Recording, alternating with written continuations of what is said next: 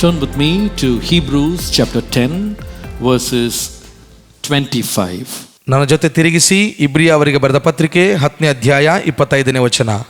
Hebrews 10:25. ಇಬ್ರಿಯ ಅವರಿಗೆ ಬರೆದ ಪತ್ರಿಕೆ 10:25. Do not stay away from our worship meetings as some habitually do, but encourage each other, and all the more as you see the day drawing near. ಇಬ್ರಿಯ ಅವರಿಗೆ ಬರೆದ ಪತ್ರಿಕೆ 10:25. ಸಭೆಯಾಗಿ ಕೂಡಿಕೊಳ್ಳುವುದನ್ನು ಕೆಲವರು ರೂಢಿಯಾಗಿ ಬಿಟ್ಟಿರುವ ಪ್ರಕಾರ ನಾವು ಬಿಟ್ಟು ಬಿಡದೆ ಒಬ್ಬರನ್ನೊಬ್ಬರು ಎಚ್ಚರಿಸೋಣ, ಕರ್ತನ ಪ್ರತ್ಯಕ್ಷತೆ ದಿನವೂ ಸಮೀಪಿಸುತ್ತಾ ಬರುತ್ತದೆಂದು ನೀವು ನೋಡುವುದರಿಂದ ಮತ್ತಷ್ಟು ಮಾಡಿರಿ. In this verse we read about one of the very important objects of coming together as a church. ನಾವೀಗ ಓದಿದಂತಹ ವಚನದಲ್ಲಿ ನಾವು ಸಭೆಯಾಗಿ ಕೂಡಿ ಬರುವಂತಹ ಸಂಗತಿಯನ್ನು ಕುರಿತಾಗಿ ನಾವು ಬಹಳ ನಿರ್ದಿಷ್ಟವಾಗಿ ನೋಡುತ್ತೇವೆ. ಇಲ್ಲಿ The Bible says that we will encourage each other for the coming of the Lord Jesus Christ. Bible ಹೇಳ್ತದೆ ಕರ್ತನಾದ ಯೇಸುವಿನ ಆಗಮನವನ್ನು ಕುರಿತಾಗಿ ಒಬ್ಬರನ್ನೊಬ್ಬರು ಪ್ರೋತ್ಸಾಹಿಸಬೇಕೆಂದು. The day of the Lord is drawing near.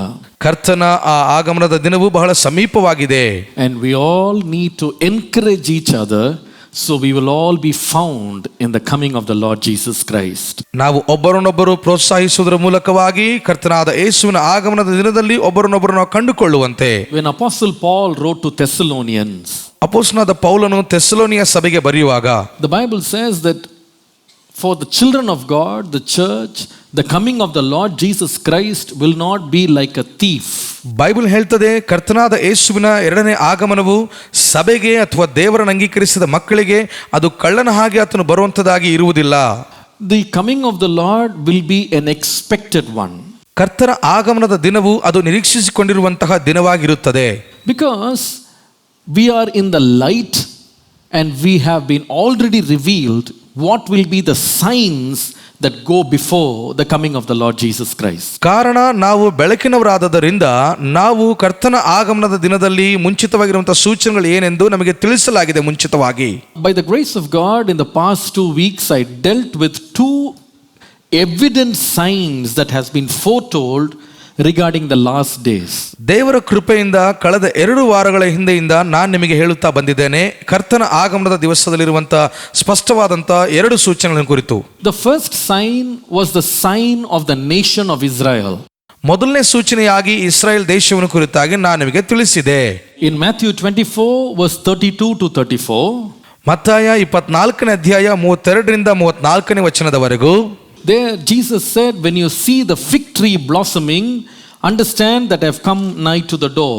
ಅಲ್ಲಿ ಯೇಸು ಹೇಳುತ್ತಾರೆ, ಅಂಜೂರದ ಮರವು ಚಿಗುರಿಸುವುದನ್ನು ನೀವು ಕಂಡಾಗ ತಿಳಿದುಕೊಳ್ಳಿರಿ, ಮನುಷ್ಯ ಕುಮಾರನು ಬಾಗಿಲ ಬಳಿಯಲ್ಲಿ ನಿಂತಿದ್ದಾನೆಂದು. The fig tree signifies the nation of Israel. ಅಂಜೂರದ ಮರವು ಇಸ್ರಾಯೇಲ್ ದೇಶವನ್ನು ಸೂಚಿಸುತ್ತಿದೆ. So when you see the nation of Israel blossoming, the coming of the day of the Lord is drawing near. ನೀವು ನೋಡುವಾಗ ಇಸ್ರಾಯೇಲ್ ದೇಶವು ಅರಳುತ್ತಿರುವುದನ್ನ ನೀವು ತಿಳಿದುಕೊಳ್ಳಿರಿ, ಕರ್ತನಾದ ಯೇಸುವಿನ ಆಗಮನದ ದಿನವು ಸಮೀಪವಾಗಿದೆಂದು. The second sign I shared with you in my previous sermon. ನನ್ನ ಕಳೆದ ಸಂದೇಶದಲ್ಲಿ 2ನೇ ಸೂಚನೆಯನ್ನು ಸಹ ನಾನು ನಿಮಗೆ ಹೇಳಿದೆ. In Luke 21:7, ಲೂಕನ ಬರೆದ ಸುವಾರ್ತೆ 21ನೇ ಅಧ್ಯಾಯ 7ನೇ ವಚನ, there following verses Jesus said, you have to consider the changes in nature like earthquakes, like famines and pestilences that will be a sure sign that the day is approaching. ಆ ವಚನಗಳು ಓದುವಾಗ ಯೇಸು ಹೇಳುತ್ತಾನೆ, ನೀವು ಪ್ರಕೃತಿಯಲ್ಲಿ ಬದಲಾವಣೆಯನ್ನು ಕಾಣುವಾಗ, ಅಂದರೆ ಭೂಕಂಪಗಳು, ಬರಗಾಲಗಳು, ಉಪದ್ರವಗಳು, ಕ್ಷಾಮಗಳು ನೋಡುವಾಗ ಆ ದಿನ ಸಮೀಪವಾಯಿತು ಅಂತ ತಿಳ್ಕೊಳ್ರಿ. So the second sign was nature. ಹಾಗಾಗಿ 2ನೇ ಸೂಚನೆ ಪ್ರಕೃತಿ ಆಗಿರುತ್ತದೆ. Today we are going to study about the third evident sign of the coming of the Lord Jesus Christ. ಈ ದಿನ ನಾವು ಕರ್ತನಾದ ಯೇಸುವಿನ ಆಗಮನದ ಸಮಯದಲ್ಲಿ ಕಂಡು ಬರುವಂತಹ 3ನೇ ಸೂಚನೆಯ ಕುರಿತಾಗಿ ಸ್ಪಷ್ಟವಾಗಿ ಧ್ಯಾನ ಮಾಡ್ತೇವೆ. The third sign will be the happenings in world politics. 3ನೇ ಸೂಚನೆ ಏನು ಅಂದ್ರೆ ಲೋಕದ ರಾಜಕೀಯದಲ್ಲಿ ನಡೆಯುತ್ತಿರುವಂತಹ ಕೆಲವೊಂದು ಬೆಳವಣಿಗೆಗಳು. World politics. ಲೋಕದ ರಾಜಕೀಯ ವಿಷಯಗಳು. Now you must understand that God is in control of the entire administration and the ruling and the authority that works in the world. ನೀವು ಒಂದು ವಿಷಯವನ್ನು ಅರ್ಥ ಮಾಡಿಕೊಳ್ಳಬೇಕು, ಇಡೀ ಪ್ರಪಂಚದ ಆಡಳಿತವನ್ನು ನಿಯಂತ್ರಿಸುವವನು, ಅಧಿಕಾರ ವಹಿಸುವವನು, ಎಲ್ಲವನ್ನ ನಡೆಸಿಕೊಂಡು ಹೋಗುವವನು ದೇವರೇ ಆಗಿದ್ದಾನೆ ಎಂದು. He is the one who appoints kings and rulers. ಆತನೇ ಅರಸರನ್ನ ಅಧಿಕಾರಿಗಳನ್ನ ನೇಮಕ ಮಾಡುವವನು. He is the one who changes times. He is the one who changes kingdoms. ಸಮಯವನ್ನ ರಾಜ್ಯಗಳನ್ನ ಬದಲಾಯಿಸುವವನು ಆತನೊಬ್ಬನೇ ಆಗಿದ್ದಾನೆ. So he is the one who uses the powers of this world, the political scenario of this world, as an instrument to give us signs that the last days are coming. ಹಾಗಾಗಿ ಈ ಲೋಕದ ಅಧಿಕಾರವನ್ನ, ರಾಜಕೀಯ ಸನ್ನಿವೇಶಗಳನ್ನ ತನ್ನ ಎರಡನೇ ಆಗಮನದ ಸೂಚನೆಯಾಗಿ, ಸಾಧನೆಯನ್ನಾಗಿ ಆತನೇ ಉಪಯೋಗಿಸುತ್ತಾನೆ. Now there are 3 signs you have to watch for that will be evident in the political system of the world. ಈಗ ನೀವು 3 ಸೂಚನೆಗಳನ್ನು ಗಮನಿಸಿ ನೋಡಬೇಕು. ಈ ಲೋಕದ ರಾಜಕೀಯ ವ್ಯವಸ್ಥೆಯಲ್ಲಿ ಕಂಡು ಬರುವಂತಹ ಆ ಸೂಚನೆಗಳು ಸ್ಪಷ್ಟವಾಗಿವೆ. The first one is the weak political system in the last days. ಮೊದಲನೇದಾಗಿ ನಾವು ನೋಡ್ತೇವೆ, ಅಂತ್ಯ ದಿನದಲ್ಲಿ ರಾಜಕೀಯ ವ್ಯವಸ್ಥೆಯಲ್ಲಿ ಬಲಹೀನತೆ ಕಾಣ್ತೇವೆ. A weak political system. ಬಲಹೀನವಾದಂತಹ ರಾಜಕೀಯ ವ್ಯವಸ್ಥೆ. Now you read this in the book of Daniel chapter 2. ನೀವು ಈ ಸಂಗತಿಯನ್ನ ದಾನಿಯೇಲನ ಗ್ರಂಥ 2ನೇ ಅಧ್ಯಾಯದಲ್ಲಿ ಓದ್ತೀರಾ. Now in that book, in the 2nd chapter, King Nebuchadnezzar had a very strange dream. ಆ ಪುಸ್ತಕದ 2ನೇ ಅಧ್ಯಾಯದಲ್ಲಿ ಅರಸನಾದ ನೆಬೂಕದ್ನೆಚ್ಚರನಿಗೆ ಒಂದು ಅಪರಿಚಿತವಾದಂತಹ ಕನಸು ಬೀಳ್ತದೆ. Now he forgot all about the dream the next day. ಅದರ ಮಾರನೇ ದಿನ ಕನಸೆಲ್ಲ ಮರ್ತೋಗ್ತಾನೆ. And he compels his courtiers to come up with the dream and the explanation of the dream. ಮತ್ತು ಆತನು ತನ್ನ ಸಭಾಂಗಣದಲ್ಲಿರುವಂತಹ ಜನರಿಗೆ ಬಲವಂತ ಮಾಡಿ ಹೇಳ್ತಾನೆ, ನನ್ನ ಕನಸನ್ನ, ಕನಸಿನ ಭಾವವನ್ನು ತಿಳಿಯಪಡಿಸಿರಿ ಎಂದು ಹೇಳ್ತಾನೆ. Daniel, the man of God, prayed and God revealed the dream and also the interpretation of the dream. ದೇವ ಮನುಷ್ಯನಾಗಿರುವಂತಹ ದಾನಿಯೇಲನು ಪ್ರಾರ್ಥಿಸಿ ಆ ಕನಸನ್ನ, ಕನಸಿನ ಅರ್ಥವನ್ನು ಸಹ ಆತನು ಹೇಳುತ್ತಾನೆ. Now everybody listen to me, otherwise you will not understand. ಈಗ ಎಲ್ಲರೂ ಗಮನಿಸಿ, ಇಲ್ಲಂದ್ರೆ ಅರ್ಥವಾಗೋದಿಲ್ಲ ನಿಮಗೆ. Now the dream was about a statue that Nebuchadnezzar saw. ಈಗ ನೆಬೂಕದ್ನೆಚ್ಚರನು ಕಂಡಂತ ಕನಸೆಲ್ಲವೂ ಸಹ ಆ ಪ್ರತಿಮೆಯನ್ನು ಕುರಿತಾಗೇ ಇತ್ತು ಪ್ರಿಯರೇ ಆ ಕನಸು. Now the statue that stood before him had 5 different parts. ಆತನ ಮುಂದೆ ನಿಂತಹ ಆ ಒಂದು ವಿಗ್ರಹವು 5 ವಿವಿಧವಾದಂತಹ ಭಾಗಗಳಿಂದ ಕೂಡಲ್ಪಟ್ಟಿತ್ತು. The 5 different parts of the statue. ಆ ಪ್ರತಿಮೆಯು 5 ಭಾಗಗಳಿಂದ ಕೂಡಲ್ಪಟ್ಟಿದ್ದಂತ ಪ್ರತಿಮೆ. The first part is the head that was made of gold. ಮೊದಲನೇ ಭಾಗ ನಾವು ತಲೆಯನ್ನು ನೋಡುತ್ತೇವೆ, ಅದು ಅಪರಂಜಿಯಿಂದ ಮಾಡಲ್ಪಟ್ಟಂತಹ ಒಂದು ಭಾಗ. Now the Lord revealed to Daniel that the golden head is nothing else but the kingdom of Babylon, Nebuchadnezzar himself. ಈಗ ದೇವರು ಹೇಳ್ತಾ ಇದ್ದಾನೆ ದಾನಿಯೇಲನಿಗೆ, ಆ ಅಪರಂಜಿಯ ತಲೆ ಬೇರೆ ಏನೂ ಅಲ್ಲ, ಬಾಬೆಲಿನ ಸಾಮ್ರಾಜ್ಯವು ಅದರ ಅರಸನಾಗಿರುವ ನೆಬೂಕದ್ನೆಚ್ಚರನೂ ಆಗಿದ್ದಾನೆಂದು. And the Bible says that kingdom will be characterized by sovereignty, power, strength and glory. ಮತ್ತು ಬೈಬಲ್ ಹೇಳ್ತದೆ, ಆ ರಾಜ್ಯವು ಬಲ, ಪರಾಕ್ರಮ, ವೈಭವಗಳು ಉಳ್ಳಂತಹ, ಮಹಿಮೆ ಉಳ್ಳಂತಹ ರಾಜ್ಯವಾಗಿರುತ್ತದೆ ಎಂದು ಆತನು ಹೇಳ್ತಿದ್ದಾನೆ. Today it is the country of Iraq. ಈ ದಿನ ಆ ದೇಶ ಬೇರೆ ಯಾವುದಲ್ಲ, ಇರಾಕ್ ದೇಶವಾಗಿ ನಾವು ನೋಡುತ್ತೇವೆ ಪ್ರಿಯರೇ. Now Iraq today, though it is in ruins, Iraq ದೇಶ ಈ ದಿನ ಅದು ಹಾಳಾಗಿ ಬಿದ್ದು ಹೋದಂತ ದೇಶವಾಗಿದ್ರೂ ಸಹ you can still see the ruins of Nebuchadnezzar's empire. ನೀವು ಈ ದಿನದವರೆಗೂ ಕಾಣಬಹುದು, ನೆಬೂಕದ್ನೆಚ್ಚರನ ಆಳ್ವಿಕೆ ಮಾಡಿರುವಂತಹ ಆ ಎಲ್ಲ ಅವಶೇಷಗಳು ಕಾಣಬಹುದು. The photographs you see is his palace that he built in Babylon. ನೀವು ಚಿತ್ರದಲ್ಲಿ ಕಾಣುತ್ತಿರುವಂತಹ ಈ ಒಂದು ಅರಮನೆ, ಇದು ಬಾಬಿಲೋನ್ ದೇಶದಲ್ಲಿ ಕಟ್ಟಲ್ಪಟ್ಟಂತ ಒಂದು ಅರಮನೆಯಾಗಿದೆ. Though it is not completely intact, you can see the grandeur of its structures. ಪೂರ್ತಿ ಮಟ್ಟದಲ್ಲಿ ನಮಗೆ ಕಾಣದೇ ಇದ್ರೂ ಸಹ ಈ ಚಿತ್ರದಲ್ಲಿ ಅದರ ಒಂದು ಅಮೋಘವಾಗಿರುವಂತಹ ಕಟ್ಟಡವನ್ನು ನೋಡಿ. And historically speaking, they say he built one of the 7 wonders of the ancient world, which is the hanging gardens of Babylon. ಇತಿಹಾಸ ಮಾತನಾಡ್ತಾ ಇದೆ, ಆತನು ನಿರ್ಮಾಣ ಮಾಡಿದಂತಹ ತೂಗುವನವು ಸಹ ಪ್ರಪಂಚದಲ್ಲಿ 7 ಅದ್ಭುತಗಳಲ್ಲಿ ಒಂದು ಅದ್ಭುತವಾಗಿ ಪರಿಗಣಿಸಲಾಗಿದೆ. So it was a glorious empire. ಅದು ಮಹಿಮೆಯಾದ ಸಾಮ್ರಾಜ್ಯ. But in his son's time, who is Belshazzar, the Lord said, your kingdom will be taken away and will be divided into 2. ಆದರೆ ಆತನ ಮಗನಾಗಿರುವಂತಹ ಬೆಲ್ಶಚ್ಚರನ ಕಾಲದಲ್ಲಿ ದೇವರು ಹೇಳಿದನು, ನಿನ್ನ ರಾಜ್ಯವು, ಸಾಮ್ರಾಜ್ಯವು 2 ವಿಭಾಗವಾಗಿ ಮಾಡಲ್ಪಡುತ್ತದೆ. So come back to the statue again. ಈಗ ಪ್ರತಿಮೆಗೆ ಹಿಂತಿರುಗಿ ಬರೋಣ. The statue, head of gold, which is the Babylonian empire. ಅಪರಂಜಿಯ ತಲೆ, ಅದು ಬಾಬೇಲಿನ ಸಾಮ್ರಾಜ್ಯಕ್ಕೆ ಸೂಚನೆ ಆಗಿದೆ. The second part is the hands and the chest. ಎರಡನೇ ಭಾಗ ಕೈಗಳು ಮತ್ತು ಎದೆ ಭಾಗವಾಗಿದೆ. This is made of silver. ಇದು ಬೆಳ್ಳಿಯಿಂದ ಮಾಡಲ್ಪಟ್ಟಿರುವಂಥದ್ದು. And the Lord said, this will be an inferior kingdom that will follow the Babylonian empire. ಮತ್ತು ಕರ್ತನು ಹೇಳಿದನು, ಈ ರಾಜ್ಯ ಕೆಳಮಟ್ಟದ ರಾಜ್ಯವಾಗಿದ್ದು ಬಾಬೆಲ್ ಸಾಮ್ರಾಜ್ಯವನ್ನು ಹಿಂಬಾಲಿಸಿಕೊಂಡು ನಡೆಯುವಂತಹ ರಾಜ್ಯವಾಗಿರುತ್ತದೆ ಎಂದು ಹೇಳಿದನು. Now, this kingdom that followed was none other than the kingdom of the Medes and Persians. ಈಗ ಈ ಸಾಮ್ರಾಜ್ಯವನ್ನು ಹಿಂಬಾಲಿಸಿಕೊಂಡು ನಡೆದಂತಹ ಆ ರಾಜ್ಯಗಳು ಮಾದಿಯರ ಮತ್ತು ಪರ್ಷಿಯನರ ರಾಜ್ಯಗಳಾಗಿವೆ. Just as they saw two hands of silver in the dream, the kingdom was ruled by two groups, Medes and Persians. ಅವರು ಕನಸಲ್ಲಿ ಕಂಡಂತಹ ಆ ಕೈಗಳು ಬೆಳ್ಳಿಯಿಂದ ತುಂಬಲ್ಪಟ್ಟಂತಹ ಕೈಗಳು, ಅವು ಸಾಮ್ರಾಜ್ಯವನ್ನ ಎರಡು ಗುಂಪಿನ ಜನರು ಆಳ್ವಿಕೆ ಮಾಡುತ್ತಾರೆ, ಒಂದು ಪರ್ಷಿಯನರು, ಎರಡು ಮಾದಿಯರು. In every human body, two hands don't have the same strength. Either you are left-handed or right-handed in most cases. ಪ್ರತಿಯೊಂದು ಮಾನವ ಶರೀರದಲ್ಲಿ ಎರಡು ಕೈಗಳಿಗೆ ಒಂದೇ ಬಲ ಇರುವುದಿಲ್ಲ. ಒಂದು ಬಲಗೈಗೆ ಬಲ ಇರುತ್ತದೆ ಹೆಚ್ಚಿನದಾಗಿ, ಅಥವಾ ಎಡಗೈಯಲ್ಲಿ ಬಹಳಷ್ಟು ಬಲ ಇರುತ್ತದೆ ಪ್ರಿಯರೇ.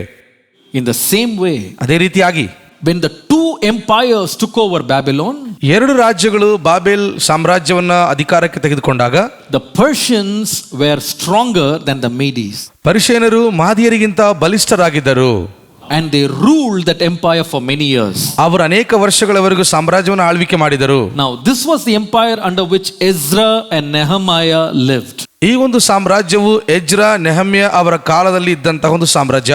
Now, the Persian empire is today's Iran. ಈಗ ಪರ್ಷಿಯನ್ ಆ ಸಾಮ್ರಾಜ್ಯವು ಈ ದಿನದ ಇರಾನ್ ದೇಶವಾಗಿದೆ. The photo you see there is the capital city of the Persian empire. ಈಗ ನೀವು ನೋಡುತ್ತಿರುವಂತಹ ಈ ಚಿತ್ರವು ಪರ್ಷಿಯನ್ ಸಾಮ್ರಾಜ್ಯದ ರಾಜಧಾನಿಯಾಗಿದೆ. But the Lord said the golden head, which is the Babylonian empire, will go, then followed by the silver chest and hands, the Persians and Medians, they will also go. ಆದರೆ ಕರ್ತನು ಹೇಳಿದನು, ಅಪರಂಜಿ ತಲೆಯಾಗಿರುವಂತಹ Babel ಸಾಮ್ರಾಜ್ಯವು ಹೋಗ್ಬಿಡ್ತದೆ. ಅದಾದ ಮೇಲೆ ಬೆಳ್ಳಿಯ ಕೈಗಳಿಂದ ತುಂಬಲ್ಪಟ್ಟಂತ, ಎದೆ ಭಾಗದಿಂದ ತುಂಬಲ್ಪಟ್ಟಂತ ಪರ್ಷಿಯನರ, ಮಾದಿಯರ ಸಾಮ್ರಾಜ್ಯವು ಸಹ ಹೋಗುತ್ತದೆ ಎಂದು. Now the third part is the belly and the thighs. ಈಗ ಮೂರನೇ ಭಾಗ ಹೊಟ್ಟೆ ಮತ್ತು ತೊಡೆಯ ಭಾಗವಾಗಿದೆ. In the dream, God showed both of these parts made of bronze. ಕನಸಲ್ಲಿ ಕರ್ತನು ತಿಳಿಯಪಡಿಸಿದನು, ಈ ಎರಡು ಭಾಗಗಳು ತಾಮ್ರದಿಂದ ಮಾಡಲ್ಪಟ್ಟಂತದಾಗಿದೆ ಎಂದು. What is this? ಹಾಗಾದ್ರೆ ಇದೇನು?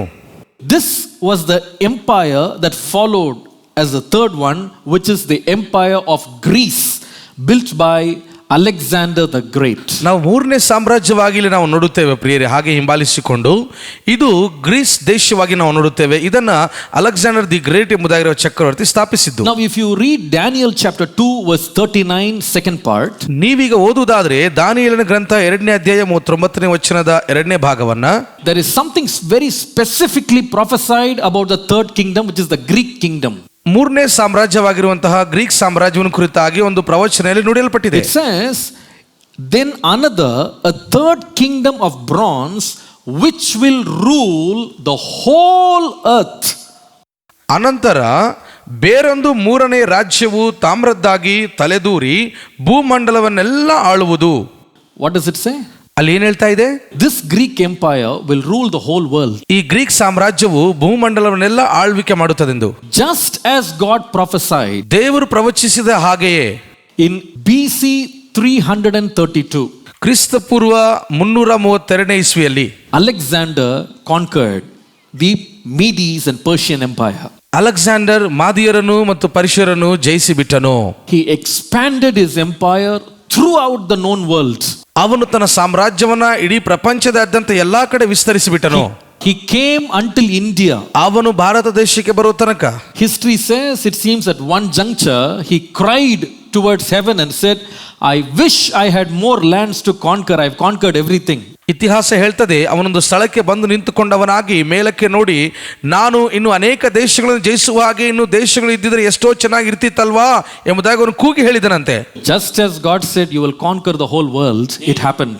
ದೇವರು ಹೇಳಿದ ಹಾಗೆ ನೀನು ಇಡೀ ಲೋಕವನ್ನ ಅಥವಾ ಪ್ರಪಂಚವನ್ನು ಜಯಿಸುತ್ತಿ ಎಂಬುದಾಗಿ ಹಾಗೆ ಅದು ನೆರವೇರಿತು. Next part of the statue, ಆ ಒಂದು ಪ್ರತಿಮೆಯ ಇನ್ನೊಂದು ಭಾಗ ನಾವು ನೋಡಿದ್ರೆ, were the legs. ಕಾಲುಗಳು. The legs were made of iron. ಕಾಲುಗಳು ಕಬ್ಬಿಣದಿಂದ ಮಾಡಲ್ಪಟ್ಟಂತವು. Now in the prophecy the Lord said, ಕರ್ತನು ಹೇಳಿದಂತ ಪ್ರವಾದನೆಯಲ್ಲಿ in verse 40, 40ನೇ ವಚನದಲ್ಲಿ, a fourth kingdom will be as strong as iron, For iron crushes and shatters everything, and like iron that smashes, it will crush and smash all the others. 40ನೇ ವಚನದಲ್ಲಿ, ನಾಲ್ಕನೆಯ ರಾಜ್ಯವು ಕಬ್ಬಿಣದಷ್ಟು ಗಟ್ಟಿ, ಕಬ್ಬಿಣವು ಎಲ್ಲಾ ವಸ್ತುಗಳನ್ನು ಚೂರು ಚೂರಾಗಿ ಒಡೆದು ಹಾಕುತ್ತದಷ್ಟೇ, ಸಕಲವನ್ನು ಧ್ವಂಸ ಮಾಡುವ ಕಬ್ಬಿಣದಂತೆ ಅದು ಚೂರು ಚೂರಾಗಿ ಧ್ವಂಸ ಮಾಡುವುದು. Just as it was prophesied.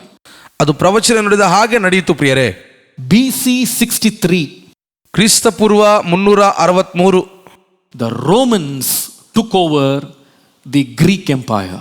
Rome ಸಾಮ್ರಾಜ್ಯದವರು ಗ್ರೀಕ್ ಸಾಮ್ರಾಜ್ಯವನ್ನ ಸ್ವಾಧೀನ ಮಾಡಿಕೊಂಡರು. And they ruled the world with an iron fist. ಅವರು ಕಬ್ಬಿಣದ ಮುಷ್ಟಿಯಿಂದ ಇಡೀ ಪ್ರಪಂಚವನ್ನೇ ಆಳ್ವಿಕೆ ಮಾಡಿದರು. Their atrocities and violence and persecution was second to none. ಅವರ ದೌರ್ಜನ್ಯ, ಹಿಂಸಾಚಾರ, ಬಲಾತ್ಕಾರಗಳಷ್ಟು ಭಯಾನಕವಾದದ್ದು ಮತ್ತೊಂದು ಇರಲಿಲ್ಲ ಪ್ರಿಯರೇ. Just as the Lord said, they smashed and broke like iron. ಕರ್ತನು ಹೇಳಿದ ಹಾಗೆ ಆ ಒಂದು ದೇಶವು ಕಬ್ಬಿಣದಂತೆ ಎಲ್ಲವನ್ನ ಚೂರು ಚೂರಾಗಿ ಧ್ವಂಸ ಮಾಡಿಬಿಡುತ್ತದೆ. They were the reason for the destruction of the city of Jerusalem and the temple in Jerusalem. They broke it down to pieces. ಯೆರೂಸಲೇಮ್ ಪಟ್ಟಣ ಹಾಳಾಗುವುದಕ್ಕೆ, ಯೆರೂಸಲೇಮಲ್ಲಿರುವ ದೇವಾಲಯ ಹಾಳಾಗುವುದಕ್ಕೆ ಕಾರಣ ಅವರೇ ಆಗಿದ್ದಾರೆ ಪ್ರಿಯರೇ. They were the forerunners of the persecution of Christians. ಕ್ರೈಸ್ತರನ್ನ ಹಿಂಸೆಪಡಿಸುವುದರಲ್ಲಿ ಅವರು ಮುನ್ನುಗ್ಗುವವರಾಗಿದ್ದಾರೆ. You must know that Jesus lived during this empire, the Roman Empire. ನೀವು ಒಂದು ವಿಷಯ ತಿಳಿದುಕೊಳ್ಳಬೇಕು, ಯೇಸು ಸ್ವಾಮಿ ವಾಸ ಮಾಡಿದಂತ ಕಾಲವು ಸಹ ರೋಮ್ ಸಾಮ್ರಾಜ್ಯದ ಆಳ್ವಿಕೆ ಕಾಲ. It was the Roman Empire that gave the sentence of crucifixion to Jesus. ಯೇಸು ಸ್ವಾಮಿಗೆ ಈ ರೋಮ್ ಸಾಮ್ರಾಜ್ಯದವರೇ ಮರಣ ದಂಡನೆಯನ್ನು ವಿಧಿಸಿದ್ದು. It was the empire that broke his body. ಯೇಸುವಿನ ದೇಹವನ್ನ ಈ ರೋಮ್ ಸಾಮ್ರಾಜ್ಯದವರೇ ಸೀಳಿ ಬಿಟ್ಟಿದ್ದು ಪ್ರಿಯರೇ. It was the empire that persecuted Christians. ಕ್ರೈಸ್ತರನ್ನು ಸಹ ಈ ಸಾಮ್ರಾಜ್ಯದವರೇ ಹಿಂಸೆ ಒಳಪಡಿಸಿದ್ದು. Do you know how far they went in persecuting them? ಅವರು ಎಷ್ಟು ದೂರ ಆದರೂ ಹಿಂಸೆಪಡಿಸಿದ್ರು ಗೊತ್ತಾ? Now you are seeing the photograph of a stadium in Rome in ruins right now. ನೀವು ನೋಡುತ್ತಿರುವಂತಹ ಈ ಚಿತ್ರಗಳು ರೋಮ್ ಸಾಮ್ರಾಜ್ಯದಲ್ಲಿರುವಂತಹ ಒಂದು ಮೈದಾನವಾಗಿದೆ. ಇದು ಅದರ ಅವಶೇಷಗಳು. This stadium was used to persecute Christians. ಈ ಮೈದಾನದಲ್ಲಿಯೇ ಕ್ರೈಸ್ತರನ್ನ ಹಿಂಸೆಗೆ ಒಳಪಡಿಸುತ್ತಾ ಇದ್ದರು. How did they do it? ಅವ್ರು ಹೇಗೆ ಮಾಡ್ತಿದ್ರು? That stadium can seat about 50,000 people. ಆ ಮೈದಾನದಲ್ಲಿ 50,000 ಜನ ಕೂಡಬಹುದು. And in the middle part, the flat part, the Christians will be sent out to the center arena. ಅದರ ಮಧ್ಯಭಾಗದಲ್ಲಿ ಕ್ರೈಸ್ತರನ್ನ ಮಧ್ಯಕ್ಕೆ ಅವರನ್ನ ಅಖಾಡದಲ್ಲಿ ಇಳಿಸಿ ಬಿಡ್ತಾ ಇದ್ರು. And lions and tigers would be released to eat them alive in the sight of all the people. ಎಲ್ಲ ಜನರ ಕಣ್ಣು ಮುಂದೆಯೇ ಆ ಜನರನ್ನ ತಿಂದು ಹಾಕುವುದಕ್ಕಾಗಿ ಹುಲಿ ಸಿಂಹಗಳನ್ನ ಕಳಿಸಿ ಬಿಡ್ತಾ ಇದ್ರು ಪ್ರಿಯರೇ ಆ ಮೈದಾನದಲ್ಲಿ. And that was a sport, it was an event to celebrate. ಅದು ಒಂದು ಕ್ರೀಡೆ ಹಾಗೆ, ಆಟದ ಹಾಗೆ ಅವರು ಆಚರಿಸ್ತಾ ಇದ್ರು. In the Roman government, ರೋಮ ಸರ್ಕಾರದಲ್ಲಿ Christianity was outlawed. ಕ್ರೈಸ್ತತ್ವ ಕಾನೂನು ಬಾಹಿರವಾಗಿತ್ತು. So being a Christian is very dangerous. ಅಂದ್ರೆ ಕ್ರೈಸ್ತರಾಗಿರುವಂತದ್ದು ಬಹಳ ಅಪಾಯಕರವಾದಂತ ವಿಷಯ. There was this emperor Caesar Nero who was so violent in persecuting Christians. ನೀರೋ ಚಕ್ರವರ್ತಿ ಕ್ರೈಸ್ತರನ್ನು ಹಿಂಸೆ ಪಡಿಸುವುದರಲ್ಲಿ ಬಹಳಷ್ಟು ಭಯಾನಕವಾಗಿದ್ದನು ಪ್ರಿಯರೇ. He actually burnt the capital city Rome. ಹೇಳಬೇಕಂದ್ರೆ ರೋಮ್ ರಾಜಧಾನಿಯನ್ನು ಅವನು ಸುಟ್ಟು ಹಾಕಿದ್ದ. And he put the blame on Christians that they burnt the city. ಆದರೆ ಅದನ್ನ ಕ್ರೈಸ್ತರ ಮೇಲೆ ಆಪಾದನೆಯನ್ನು ಹಾಕಿ ಅವರು ಸುಟ್ಟು ಹಾಕಿದ್ರು ಅಂತ ಹೇಳಿದ. And what was the punishment? ಅದಕ್ಕೆ ಶಿಕ್ಷೆ ಏನು? They caught Christians. ಅವರು ಕ್ರೈಸ್ತರನ್ನು ಹಿಡಿದು And they would crucify them along the streets of Rome. ರಸ್ತೆ ಬದಿಯಲ್ಲಿ ಕ್ರೈಸ್ತರನ್ನ ಶಿಲುಬೆಗೆ ಹಾಕಿ ಕೊಂದು ಹಾಕ್ತಾ ಇದ್ದರು. And they would burn them alive. ಅವರನ್ನ ಸಜೀವವಾಗಿ ದಹನ ಮಾಡಿ ಬಿಡ್ತಾ ಇದ್ರು. And in that light, people used to be walking in the night. ಆ ದಹನದ ಬೆಳಕಿನಲ್ಲಿಯೇ ಜನರು ರಾತ್ರಿ ಎಲ್ಲ ನಡೆದಾಡುತ್ತಾ ಇದ್ರು. Nero, the most violent king, ಚಕ್ರವರ್ತಿಯಾದ ನೀರು ಬಹಳಷ್ಟು ಭಯಾನಕವಾದ ಅರಸ. he used to have his dinner in a big hall. ಅವನು ರಾತ್ರಿಯ ಭೋಜನವನ್ನ ದೊಡ್ಡ ಹಾಲಲ್ಲಿ ಅವನು ಮಾಡುತ್ತಾ ಇದ್ದನು. And there would be pillars all around. ಅವನ ಸುತ್ತಲೂ ಕೂಡ ಸ್ತಂಭಗಳಿದ್ದವು ಪ್ರಿಯರೇ. And every pillar had a Christian burning alive, and he would be having dinner. ಪ್ರತಿಯೊಂದು ಸ್ತಂಭದ ಮೇಲೆ ಕ್ರೈಸ್ತರನ್ನ ಸಜೀವ ದಹನವಾಗಿ ಸುಟ್ಟು ಬಿಡ್ತಾ ಇದ್ರು. ಅದರ ಎದುರುಗಡೆ ಅವನು ಭೋಜನವನ್ನ ಮಾಡುತ್ತಾ ಇದ್ದನು ಪ್ರಿಯರೇ. That was the amount of iron fist that the Roman government ruled the world. ಲೋಕವು ಕಬ್ಬಿಣದ ಮುಷ್ಟಿಯಲ್ಲಿ ಹಾಗೆ ರೋಮ್ ಸಾಮ್ರಾಜ್ಯದ ಆಳ್ವಿಕೆಯಲ್ಲಿ ನಲಗುತ್ತಿತ್ತು. Now look at the statue again. ಈಗ ನೀವು ಮತ್ತೆ ಪ್ರತಿಮೆಯನ್ನು ನೋಡಿ. The head of gold, Babylonian Empire. ಅಪರಂಜಿ ತಲೆಯು ಅದು ಬಾಬೇಲಿನ ಸಾಮ್ರಾಜ್ಯ. Next one, silver hands, Medes and Persians. ಬೆಳ್ಳಿಯ ಕೈಗಳು ಮಾದಿಯರ ಪರ್ಷಿಯನರ ಸಾಮ್ರಾಜ್ಯ. The belly of bronze, the Greek emperor Alexander the Great. ತಾಮ್ರದ ಸೊಂಟ ಅದು ಅಲೆಕ್ಸಾಂಡರ್ ದಿ ಗ್ರೇಟ್ ಸಾಮ್ರಾಜ್ಯ. The legs are iron, denoting the Roman Empire. ಕಬ್ಬಿಣದ ಕಾಲುಗಳು ಅದು ರೋಮ್ ಸಾಮ್ರಾಜ್ಯಕ್ಕೆ ಸೂಚನೆಯಾಗಿದೆ. And the last part is the foot. ಈಗ ಕೊನೆಯ ಭಾಗ ಪಾದಗಳು. How was the foot? ಕಾಲುಗಳು ಹೇಗಿದ್ದವು? In the vision, the feet was made of clay mixed with iron. ದರ್ಶನದಲ್ಲಿ ಕಂಡಂತೆಯೇ ಒಂದು ಭಾಗವು ಕಬ್ಬಿಣದಿಂದಲೂ ಮತ್ತೊಂದು ಅಂಶವು ಅದು ಮಣ್ಣಿನಿಂದಲೂ ಕೂಡಲ್ಪಟ್ಟಿತ್ತು ಪ್ರಿಯರೇ. This is very interesting because only for this part of the statue much description is given among all the others. ಇದು ಬಹಳ ಆಸಕ್ತಿಕರವಾದಂತಹ ವಿಷಯವಾಗಿದೆ ಪ್ರಿಯರೇ. ಯಾಕಂದ್ರೆ ಎಲ್ಲಾ ಒಂದು ವಿಷಯಗಳಿಗಿಂತ ಈ ಭಾಗದಲ್ಲಿ ಮಾತ್ರ ಬಹಳಷ್ಟು ವಿವರಣೆಯನ್ನ ದೇವರು ಕೊಟ್ಟಿದ್ದಾನೆ. Now the Bible says, ಈಗ ಸತ್ಯವೇದ ಹೇಳ್ತದೆ, this feet that is mixed with clay and iron, ಈ ಪಾದಗಳು ಕಬ್ಬಿಣ ಮಣ್ಣಿನಿಂದ ಕೂಡಲ್ಪಟ್ಟಿದೆ ಎಂದು. you can refer to Daniel 2 verses 41 and 42. ನೀವು ನೋಡಬಹುದು ದಾನಿಯೇಲನ ಗ್ರಂಥ 2ನೇ ಅಧ್ಯಾಯ 41 42ನೇ ವಚನ. There are three things that are written about it. ಅಲ್ಲಿ ಮೂರು ಸಂಗತಿಗಳು ಬರೆಯಲ್ಪಟ್ಟಿವೆ. I will just give you the points. ನಾನು ನಿಮಗೆ ಅಂಶಗಳನ್ನು ಹೇಳ್ತೇನೆ. Number 1, ಮೊದಲನೇದು, it will be a divided kingdom. ಅದು ಭಿನ್ನವಾಗಿರುವಂತ ರಾಜ್ಯ. Like 10 toes it will be divided. ಅದು 10 ಕಾಲ್ ಬೆರಳುಗಳ ಹಾಗೆ ವಿಭಾಗಿಸಲ್ಪಟ್ಟಿದ್ದು. Number 2, ಎರಡನೇದು, because of the mixture of clay and iron, ಕಬ್ಬಿಣ ಮತ್ತು ಮಣ್ಣು ಮಿಶ್ರಣವಾದಂತಹ ಕಾರಣದಿಂದ some part will be strong, other parts will be weak. ಕೆಲವೊಂದು ಭಾಗಗಳು ಬಲವಾಗಿಯೂ ಮತ್ತು ಕೆಲವು ಭಾಗಗಳು ಬಲಹೀನವಾಗಿಯೂ ಇರುತ್ತವೆ. Number 3, ಮೂರನೇದು, just like iron and clay cannot mix, even though they are together, they will not mix. ಕಬ್ಬಿಣ ಮತ್ತು ಮಣ್ಣು ಈ ಎರಡೂ ಸಹ ಜೊತೆಯಾಗಿ ಮಿಶ್ರಣ ಆಗದೇ ಇದ್ದಾಗಿಯೂ ಸಹ ಅವೆರಡೂ ಕೂಡ ಒಂದೇ ರೀತಿಯಾಗಿ ಕೂಡಿಕೊಂಡಿವೆ, ಸೇರಲ್ಪಟ್ಟಿವೆ ಪ್ರಿಯರೇ. Everyone listen to me. ಎಲ್ಲರೂ ಕೇಳಿಸ್ಕೊಳ್ರಿ. Now this is the last kingdom that will be on earth before the kingdom of Jesus Christ will be established on earth for eternity. ಕರ್ತನಾದ ಯೇಸುವಿನ ನಿರಂತರವಾದ ರಾಜ್ಯವು ಭೂಮಿಯ ಮೇಲೆ ಸ್ಥಾಪಿಸಲ್ಪಡಲಿಕ್ಕಿಂತ ಮುಂಚೆ ಈ ರಾಜ್ಯವು ಕೊನೆಯ ರಾಜ್ಯವಾಗಿರುತ್ತದೆ. ಇದಾದ ನಂತರ ದೇವರ ರಾಜ್ಯವು ಸ್ಥಾಪಿಸಲ್ಪಡುತ್ತದೆ. Daniel, as he was seeing the statue, ದಾನಿಯೇಲನು ಈ ಪ್ರತಿಮೆ ನೋಡುವಾಗ he saw a big piece of rock that was not taken off by human hands. It would come and strike the feet of this statue, and the statue will fall down, get broken into pieces. ದಾನಿಯೇಲನು ನೋಡುತ್ತಿರಲಾಗಿ ಬೆಟ್ಟದೊಳಗಿಂದ ಒಂದು ಗುಂಡು ಬಂಡೆಯು ಕೈಯಿಲ್ಲದೆ ಒಡೆಯಲ್ಪಟ್ಟು ಸಿಡಿದು ಬಂದು ಆ ಪ್ರತಿಮೆಯ ಕಬ್ಬಿಣ ಮಣ್ಣಿನ ಹೆಜ್ಜೆಗಳಿಗೆ ಬಡಿದು ಚೂರು ಚೂರು ಮಾಡಿತು. It became powder. ಅದು ಪುಡಿ ಪುಡಿ ಆಯಿತು. That stone which hit the statue became a great kingdom. ಆ ಪರ್ವತವನ್ನು ಹೊಡೆದಾಕಿರುವಂತಹ ಆ ಬಂಡೆಯು ಅದು ದೊಡ್ಡ ಸಾಮ್ರಾಜ್ಯವಾಗಿ ಮಾರ್ಪಟ್ಟಿತು ಪ್ರಿಯರೇ. What is the meaning? ಅದರ ಅರ್ಥವೇನು? This will be the last and final kingdom in this world before the establishment of the 1000-year reign of Jesus Christ on this earth. ಕರ್ತನಾದ ಯೇಸುವಿನ ಸಾವಿರಾರು ವರ್ಷಗಳ ರಾಜ್ಯವು ಈ ಭೂಮಿಯ ಮೇಲೆ ಸ್ಥಾಪಿಸಲ್ಪಡಲಿಕ್ಕಿಂತ ಮುಂಚೆ ಈಗಿರುವಂತ ಈ ರಾಜ್ಯವು ಅದು ಕೊನೆಯದಾಗಿರ್ತದೆ. Hallelujah. Hallelujah. What is that kingdom? ಆ ರಾಜ್ಯವೇನು? The kingdom we are in today. ನಾವು ಈ ದಿನ ಇರುವಂತಹ ಈ ರಾಜ್ಯ.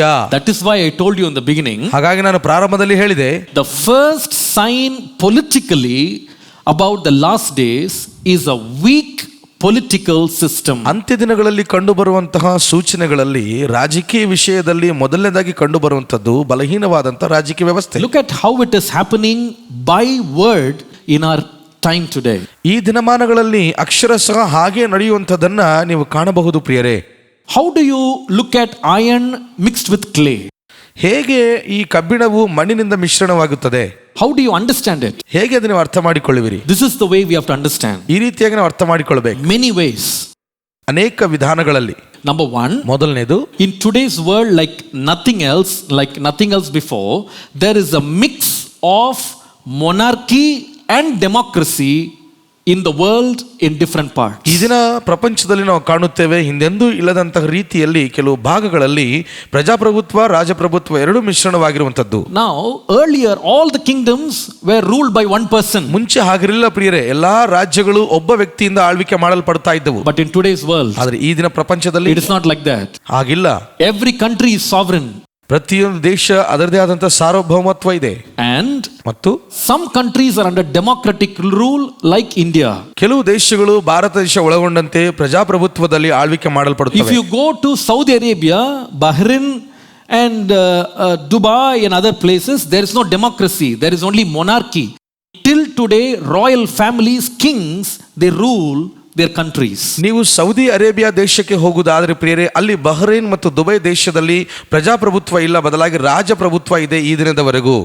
Now iron means absolute power, very strong. That is what you see in the monarchy. ಈಗ ನೀವು ಕಬ್ಬಿಣ ಅಂತ ನೋಡುವುದಾದ್ರೆ ಅದು ಬಹಳ ಬಲಿಷ್ಠವಾದದ್ದು, ಅದು ರಾಜಪ್ರಭುತ್ವಕ್ಕೆ ಸೂಚನೆಯಾಗಿ ಕಾಣಲ್ಪಡುವಂತಹ ಒಂದು ಕಾರ್ಯವಾಗಿದೆ. ರಾಜಾಗಳ ಆட்சிகள். But if you look at democracy, ನೀವು ಪ್ರಜಾಪ್ರಭುತ್ವನ ನೋಡುವುದಾದ್ರೆ it is like clay, it is not very strong.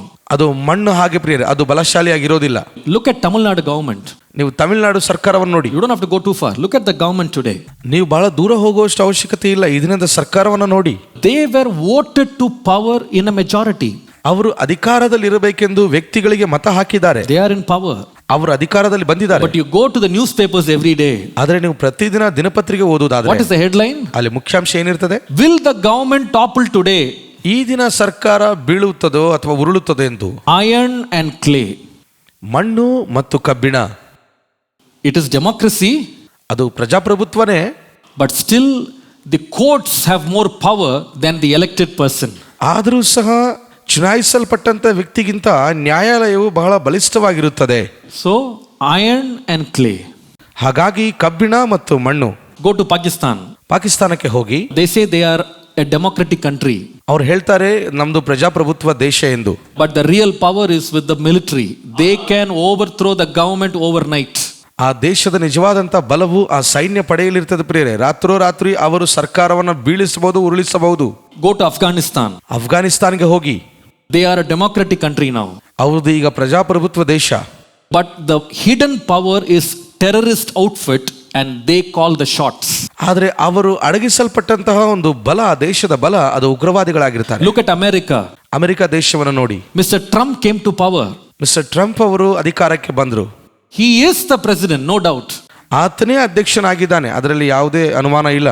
But everything he wants to do, the Senate has to approve. ಆದರೆ ಆತನು ಯಾವುದೇ ನಿರ್ಧಾರ ತೆಗೆದುಕೊಳ್ಳಬೇಕಾದ್ರೂ, ಏನೇ ಮಾಡಬೇಕಾದ್ರೂ ರಾಷ್ಟ್ರೀಯ ಪರಿಷತ್ ಅವರು ಅದಕ್ಕೆ ಆಮೋದನೆ ಕೊಡಬೇಕು. Otherwise he cannot do anything. ಇಲ್ಲದೆ ಹೋದರೆ ಆತನು ಏನೂ ಸಹ ತನ್ನಷ್ಟಕ್ಕೆ ಮಾಡಲು ಸಾಧ್ಯವಿಲ್ಲ. Now he said, I want to build a wall. ಈಗ ಅಂದುಕೊಳ್ಳ್ರಿ, ನಾನೊಂದು ಗೋಡೆ ಕಟ್ಟಬೇಕಂತ ಆತನು ಅಂದುಕೊಂಡಿದ್ದಾನೆ. The Senate says, we are not going to give you money. ಆ ಸೆನೆಟ್ ಅವರು ಹೇಳ್ತಾರೆ, ನಾವು ನಿಮಗೆ ಹಣ ಕೊಡೋದಿಲ್ಲ. Do you see iron and clay? ನೀವು ನೋಡ್ತಾ ಇದ್ದೀರಾ ಇಲ್ಲಿ ಕಬ್ಬಿಣ ಮತ್ತು ಮಣ್ಣಿನ ಅಂಶದ ವಿಷಯ. The Lord spoke about this thousands of years ago. ಕರ್ತನು ಸಾವಿರಾರು ವರ್ಷಗಳ ಹಿಂದೆಯೇ ಈ ಸಂಗತಿಯನ್ನ ಮಾತನಾಡಿ ಆತನಿಟ್ಟಿದ್ದಾನೆ. Hallelujah. Hallelujah. We are in the last days. ನಾವು ಅಂತ್ಯ ದಿನಗಳಲ್ಲಿ ಇದ್ದೀವಿ ಪ್ರಿಯರೇ. A system like this, a political system like this was never in action about 150 years ago. This never was in the history of the world. ಚರಿತ್ರೆಯಲ್ಲಿ 150 ವರ್ಷಗಳ ಹಿಂದೆ ಇಂದೆಂದೂ ಇಲ್ಲದಂತಹ ಒಂದು ರಾಜಕೀಯ ವ್ಯವಸ್ಥೆಯು ಈ ದಿನದಲ್ಲಿ ನಾವು ಕಾಣುತ್ತಾ ಇದ್ದೀವಿ ಪ್ರಿಯರೇ, ಇಂದೆಂದೂ ಇಲ್ಲದೆ ಇರುವಂತದ್ದು. But the last days, the sign will be that there will be a feet that will not be able to bear itself, weak with iron and clay.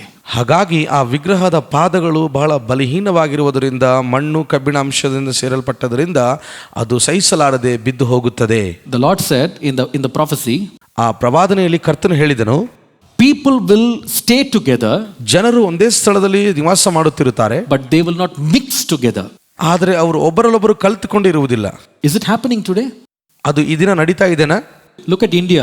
Bharat ದೇಶವನ್ನು ನೋಡಿ. We say India is my country, all Indians are my brothers and sisters. We all say all that, it's very nice. ನಾವು ಹೇಳ್ತೇವೆ ಭಾರತ ನನ್ನ ದೇಶ, ಎಲ್ಲ ಮನುಷ್ಯರು ನನ್ನ ಸಹೋದರ ಸಹೋದರಿಯರಾಗಿದ್ದಾರೆಂದು.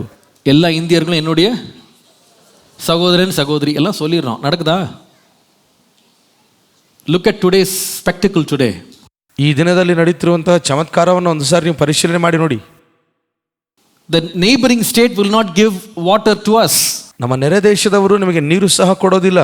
There is a fight in the courts. ನ್ಯಾಯಾಲಯದಲ್ಲಿ ಅದಕ್ಕಾಗಿ ಹೋರಾಟ ನಡೀತಾ ಇರ್ತದೆ. One country, ದೇಶ ಒಂದೇ ಆಗಿರುತ್ತೆ, but they will not mix. ಆದರೆ ಅವರು ಒಬ್ಬರೊಬ್ಬರು ಕಲ್ತ್ಕೊಂಡಿರೋದಿಲ್ಲ. Recent days you see there is a cold war going between southern India and northern India. ಇತ್ತೀಚಿನ ದಿನಗಳ ಹಿಂದಷ್ಟೇ ಉತ್ತರ ಭಾರತ ದೇಶ ಮತ್ತು ದಕ್ಷಿಣ ಭಾರತ ದೇಶದ ಕಡೆಯವರಿಗೆ ಇಬ್ಬರಿಗೂ ಒಂದು ಚಿಕ್ಕದಾದಂಥ ತಣ್ಣನೆ ಯುದ್ಧ ಪ್ರಾರಂಭವಾಗಿತ್ತು. This was foretold thousands of years ago. ಇದು ಸಾವಿರಾರು ವರ್ಷಗಳ ಹಿಂದೆಯೇ ಮುಂಚಿತವಾಗಿ ಹೇಳಲ್ಪಟ್ಟಂತ ವಿಷಯ. They will not mix. ಅವರು ಒಬ್ಬರಲ್ಲೊಬ್ಬರು ಕಲಿತುಕೊಂಡಿಲ್ಲ. There will be a weakness within the country. ದೇಶದ ಅವರ ಒಳಗೊಳಗೆ ಏನೋ ಒಂದು ಬಲಹೀನತೆಗಳು ಪ್ರಿಯರೇ. There will be a weakness between world powers. They will not mix. ಹಾಗಾಗಿ ಪ್ರಪಂಚದಲ್ಲಿ ಅನೇಕ ದೇಶಗಳಲ್ಲಿ ಅವರದೇ ಆದಂಥ ಬಲಹೀನತೆ ಕಾರಣಗಳಿಂದ ಅವರು ಸೇರಿಕೊಂಡಿರುವುದಿಲ್ಲ. This is the first sign of the political arena that will rise up in the last days. ಅಂತ್ಯ ದಿನಗಳಲ್ಲಿ ಕಂಡುಬರುವಂತಹ ರಾಜಕೀಯ ವ್ಯವಸ್ಥೆಯಲ್ಲಿ, ರಾಜಕೀಯ ಅಖಾಡದಲ್ಲಿ ಕಂಡುಬರುವಂತಹ ಸೂಚನೆಯಲ್ಲಿ ಇದು ಮೊದಲನೇದಾಗಿರುತ್ತೆ. Number 2. ಎರಡನೇದು, That's a second sign. ಎರಡನೇ ಸೂಚನೆ. If you come to Matthew chapter 24 and verse 6 and 7. ನೀವು ಮತ್ತಾಯನ ಬರೆದ ಸುವಾರ್ತೆ 24ನೇ ಅಧ್ಯಾಯ 6-7ನೇ ವಚನಕ್ಕೆ ಬರುವುದಾದರೆ, Jesus said, ಯೇಸು ಹೇಳಿದನು, in the last days ಕಡೆ ದಿವಸಗಳಲ್ಲಿ you will hear of wars and rumors of wars. ನೀವು ಕೇಳುವಿರಿ ಯುದ್ಧಗಳಾಗುವುದನ್ನು, ಯುದ್ಧದ ಸುದ್ದಿಯನ್ನು ಸಹ. Verse 7. 7ನೇ ವಚನ, Nation shall rise against nation and kingdom against kingdom. ಜನಕ್ಕೆ ವಿರೋಧವಾಗಿಯೂ ಜನವು, ರಾಜ್ಯಕ್ಕೆ ವಿರೋಧವಾಗಿಯೂ ರಾಜ್ಯವು ಏಳುವವು. Now listen to me. ಈಗ ಕೇಳಿಸ್ಕೊಡ್ರಿ. The first sign in the political arena is a weak political system. ರಾಜಕೀಯ ಅಖಾಡದಲ್ಲಿ ರಾಜಕೀಯ ವ್ಯವಸ್ಥೆಯು ಬಹಳ ಬಲಹೀನವಾಗಿರುತ್ತದೆ ಎಂದು ಮೊದಲನೇ ಸೂಚನೆ ನೋಡಿದ್ದೇವೆ. Number 2. ಎರಡನೇದು, The second sign will be the waging of wars. ಎರಡನೇ ಸೂಚನೆ ಯುದ್ಧಗಳನ್ನು ಕುರಿತಾಗಿರುವಂತಹ ಸಮಾಚಾರವನ್ನ, ಸುದ್ದಿಯನ್ನ ನೀವು ಕೇಳಿಸಿಕೊಳ್ಳುವಿರಿ. The Lord said in the last days you will hear of wars and rumors of wars. ಕರ್ತನು ಹೇಳಿದನು, ಕಡೆ ದಿನಗಳಲ್ಲಿ ಯುದ್ಧಗಳನ್ನು ನೀವು ಕೇಳುವಿರಿ, ಯುದ್ಧಗಳನ್ನು ಕುರಿತಾಗಿರುವ ಸುದ್ದಿಯನ್ನು ಸಹ ನೀವು ಕೇಳುವಿರಿ. Jesus talked about two different kinds of wars. ಯೇಸು ಎರಡು ವಿಧವಾದಂತಹ ಯುದ್ಧಗಳನ್ನು ಕುರಿತಾಗಿ ಮಾತನಾಡಿದನು. First he said, ಮೊದಲನೇದು ಹೇಳಿದ, people against people. ಜನಕ್ಕೆ ಜನರ ವಿರೋಧವಾಗಿ. What is it? ಅದರ ಅರ್ಥ ಏನು? That means a civil war within the people of the same country. ಅಂದ್ರೆ ಜನರ ಮಧ್ಯದಲ್ಲಿಯೇ, ಒಂದೇ ದೇಶದಲ್ಲಿಯೇ ಜನರ ಮೇಲೆ ಜನರು ಎಬ್ಬಿಸಲ್ಪಡುತ್ತಾರೆ. Number 2. ಎರಡನೇದು, nation against nation warring. ದೇಶಗಳ ಮೇಲೆ ದೇಶಗಳು ಯುದ್ಧ ಮಾಡುವಂಥದ್ದು. That is international or cross border war. ಅದು ಅಂತಾರಾಷ್ಟ್ರೀಯ ಯುದ್ಧಗಳು. Now listen to me. ಈಗ ಕೇಳಿಸ್ಕೊಳ್ರಿ. Do you believe that the prophecies of God are true? ನೀವು ನಂಬುತ್ತಾ ಇದ್ದೀರಾ ದೇವರ ಪ್ರವಾದನೆಗಳೆಲ್ಲವೂ ಸಹ ಸತ್ಯ ಎಂಬುದಾಗಿ? எத்தனை பேர் விசுவாசிங்க? நலையில சொல்லுங்க. You don't have to believe it blindly. ನೀವು ಅದನ್ನ ಕುರುಡುತನದಿಂದ ನಂಬುವಂತ ಅವಶ್ಯಕತೆ ಏನಿಲ್ಲ ಪ್ರಿಯರೇ. I can give you the facts as we live in the last days. ನಾವು ಕಡೆ ದಿನಗಳಲ್ಲಿ ವಾಸ ಮಾಡುತ್ತಾ ಇದ್ದೇವೆಂದು ನಾನು ಅನೇಕ ಸತ್ಯಾಂಶಗಳನ್ನ ನಿಮಗೆ ಹೇಳಬಹುದು. Do you know something? There is a true fact. ನಿಮಗೊಂದು ವಿಷಯ ಗೊತ್ತಿದೆನಾ? ಅದು ಯಥಾರ್ಥವಾಗಿರುವಂತ ಸತ್ಯ. Now what is that? ಅದೇನು?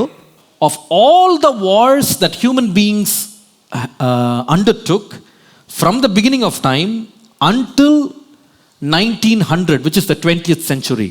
19ನೇ ಶತಮಾನದವರೆಗೂ ಮಾನವನು ತೆಗೆದುಕೊಂಡಂತ ಅಥವಾ ಮಾಡಿದಂತ ಎಲ್ಲಾ ಯುದ್ಧಗಳು ಪ್ರಿಯರೇ, ಅಂದ್ರೆ 1900 ವರ್ಷಗಳ ಹಿಂದೆ, and all the people who died all those thousands of years. And the amazing thing is, in the 20th and the 21st century, which is just 120 years now, ಸಾವಿರಾರು ಜನರು ಅವರು ತೀರ್ಕೊಂಡು ಹೋಗಿದ್ದಾರೆ ಆ ಯುದ್ಧಗಳಲ್ಲಿ. ಆದರೆ ಈ ಒಂದು 20-21ನೇ ಶತಮಾನದಲ್ಲಿ the people who died are 3 times more than the people who died in all the wars before. ಆಗ 19ನೇ ಶತಮಾನದವರೆಗೂ ಸತ್ತು ಹೋಗಿರುವಂತಹ ಆ ಜನರಿಗಿಂತ 20-21ನೇ ಶತಮಾನದಲ್ಲಿ ಯುದ್ಧದಲ್ಲಿ ಸತ್ತು ಹೋಗಿರುವಂತಹ ಮನುಷ್ಯರ ಲೆಕ್ಕವೇ 3 ಪಟ್ಟು ಹೆಚ್ಚಾಗಿದೆ ಎಂದು ಹೇಳ್ತಾ ಇದ್ದಾರೆ. Can you believe that? ನೀವು ನಂಬುತ್ತೀರಾ ವಿಷಯವನ್ನ? Jesus said this will be a sign of the last times. ಯೇಸು ಹೇಳಿದನು, ಕಡೆ ದಿನಗಳಲ್ಲಿ ಇದು ಸೂಚನೆ ಆಗಿದೆ ಎಂದು. Wars will be fought and people will die in record numbers. ಯುದ್ಧಗಳು ನಡೆಸಲ್ಪಟ್ಟಂತ ವಿಷಯವು ಮತ್ತು ಜನರು ಸತ್ತು ಹೋಗಿರುವಂತಹ ಸಂಗತಿಗಳೆಲ್ಲವೂ ಕೂಡ ದಾಖಲು ಮಾಡಲ್ಪಟ್ಟಿವೆ ಪ್ರಿಯರೇ. There are so many wars that I can list out. I don't have time. ನಾನು ಅನೇಕ ಯುದ್ಧಗಳನ್ನು ಕುರಿತಾಗಿ ನಿಮಗೆ ಪಟ್ಟಿಯನ್ನು ಹೇಳಿಕೊಡಬಹುದು, ಆದರೆ ಸಮಯ ಇಲ್ಲ ನನಗೆ. But for your understanding, I'm going to give you a few. ಆದರೆ ಕೆಲವು ನಿಮಗೆ ಅರ್ಥ ಮಾಡಿಕೊಳ್ಳೋದಕ್ಕಾಗಿ ಕೆಲವು ಹೇಳ್ತಾ ಇದ್ದೇನೆ.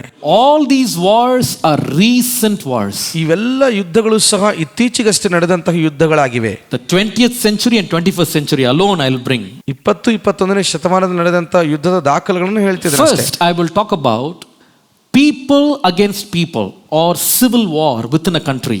ದೇಶದಲ್ಲಿಯೇ ನಡೆದಂತಹ ಯುದ್ಧವನ್ನು ಕುರಿತಾಗಿ ನಾನು ಹೇಳುತ್ತೇನೆ. Number 1. ಮೊದಲನೇದು, in the year 1947 the Kashmir conflict began and it goes on till now.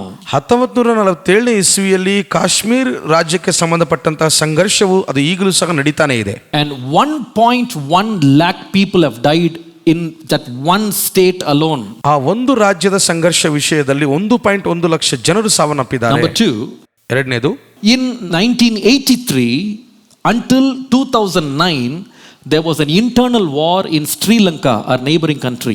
1983ನೇ ಇಸ್ವಿಯಿಂದ 2009ನೇ ಇಸ್ವಿವರೆಗೂ Sri Lanka ದೇಶದಲ್ಲಿ ಯುದ್ಧ ನಡೆಯಿತು ಪ್ರಿಯರೇ. Between the Tamils and Sinhalese. Tamil ಮತ್ತು ಸಿಂಹಲಿಯರ ಮಧ್ಯದಲ್ಲಿ. And in those years 1 lakh people died. ಆ ದಿನಗಳಲ್ಲಿ ಆ ಯುದ್ಧದಲ್ಲಿ 1 ಲಕ್ಷ ಜನರು ಸಾವನ್ನಪ್ಪಿದರು. Now 1994. ಈಗ 1994ನೇ ಇಸ್ವಿಯಲ್ಲಿ in the country of Rwanda there was an internal war. Rwanda ಎಂಬ ದೇಶದಲ್ಲಿ ಒಳ ಯುದ್ಧ ನಡೆಯಿತು. 8 lakh people died. 8 ಲಕ್ಷ ಜನರು ಸತ್ತು ಹೋದರು. From the year 1996 until now 1996ನೇ ಇಸ್ವಿಯಿಂದ ಈ ದಿನದವರೆಗೂ there is an internal war, multiples of war going on in the country of Congo. Congo ಎಂಬುದಾಗಿರುವಂತಹ ದೇಶದಲ್ಲಿ ವಿಭಿನ್ನವಾದಂಥ ಅನೇಕವಾದ ಯುದ್ಧಗಳು ಒಳಗೆ ನಡೀತಾ ಇವೆ. 41 lakh have died. 41 ಲಕ್ಷ ಜನರು ಸತ್ತು ಹೋಗಿದ್ದಾರೆ ಆ ದೇಶದಲ್ಲಿ. One country. ಒಂದು ದೇಶದಲ್ಲಿ. From 2006 until now there is a war going on in Mexico between the drug warlords and the government. 2006ನೇ ಇಸ್ವಿಯಿಂದ ಈ ದಿನದವರೆಗೂ ಮೆಕ್ಸಿಕೋ ದೇಶದಲ್ಲಿ ಮಾದಕ ದ್ರವ್ಯಗಳು ಮಾರಾಟ ಮಾಡುವ ಯಜಮಾನರು ಸರ್ಕಾರದ ಮಧ್ಯದಲ್ಲಿ ಹೋರಾಟ ಯುದ್ಧ. Since 2006 1 lakh people plus have died. 2006ನೇ ಇಸ್ವಿಯಿಂದ ಈ ದಿನದವರೆಗೂ 1 ಲಕ್ಷ ಜನರು ಆ ವಿಷಯದಲ್ಲಿ ಸತ್ತು ಹೋಗಿದ್ದಾರೆ. 2009 until now there is a war going on in Nigeria between the government and the Boko Haram unit of ISIS. The war is going on. 2009ರಿಂದ ಈ ದಿನದವರೆಗೂ Nigeria ದೇಶದ ಬೋಕೋ ಹರಾಮ್ ಎಂಬುವಂತ ಐಸಿಸ್ ಸಂಸ್ಥೆ ಮಧ್ಯದಲ್ಲಿಯೂ ಹಾಗೂ ಸರ್ಕಾರದವರೆಗೂ ಯುದ್ಧ ನಡೀತಾ ಇದೆ. 52,000 people have died. 52,000 ಜನರು ಅದರಲ್ಲಿ ಸತ್ತೋಗಿದ್ದಾರೆ. And almost 24 lakh people have been displaced from their homes. ಹೆಚ್ಚು ಕಡಿಮೆ 24 ಲಕ್ಷ ಜನರು ಅವರ ಮನೆಗಳಿಂದ ಸ್ಥಳಾಂತರಿಸಲ್ಪಟ್ಟಿದ್ದಾರೆ. 2011, just 8 years ago, 2011ನೇ ವರ್ಷ, 8 ವರ್ಷಗಳ ಹಿಂದೆಯೇ Syria went through a civil war. Syria ಬಹಳಷ್ಟು ನಾಗರಿಕರ ಮಧ್ಯದಲ್ಲಿ ಯುದ್ಧ ನಡೆಯಿತು ಪ್ರಿಯರೇ. 5,60,000 people have died. 5,60,000 ಜನರು ಸಾವನ್ನಪ್ಪಿದರು ಆ ಯುದ್ಧದಲ್ಲಿ. Within that country. ಆ ದೇಶದ ಒಳಗೆ 2014 to 17. 2014ನೇ ಇಸ್ವಿಯಿಂದ 2017ನೇ ಇಸ್ವಿವರೆಗೂ Iraqi war between the government and ISIS. Iraq ದೇಶದಲ್ಲಿ ಯುದ್ಧ ನಡೆಯಿತು, ಐಸಿಸ್ ಸಂಸ್ಥೆಯವರ ಮಧ್ಯದಲ್ಲಿಯೂ ಹಾಗೂ ಸರ್ಕಾರದ ಮಧ್ಯದಲ್ಲಿಯೂ. 75,000 people died. 75,000 ಜನರು ಸಾವನ್ನಪ್ಪಿದರು. All that I mentioned now is within the country. ನಾನು ತಿಳಿಸಿದಂತಹ ಈ ಎಲ್ಲ ಯುದ್ಧಗಳು ದೇಶದ ಒಳಗಡೆ, ದೇಶದಲ್ಲಿಯೇ ನಡೆದಂತಹ ಯುದ್ಧಗಳಾಗಿವೆ. People against people. ದೇಶದ ಜನರು ಜನರ ಮೇಲೆ ಜನರು ಅವರು ಯುದ್ಧ ಮಾಡಿದರು. Now let's go to nation against nation.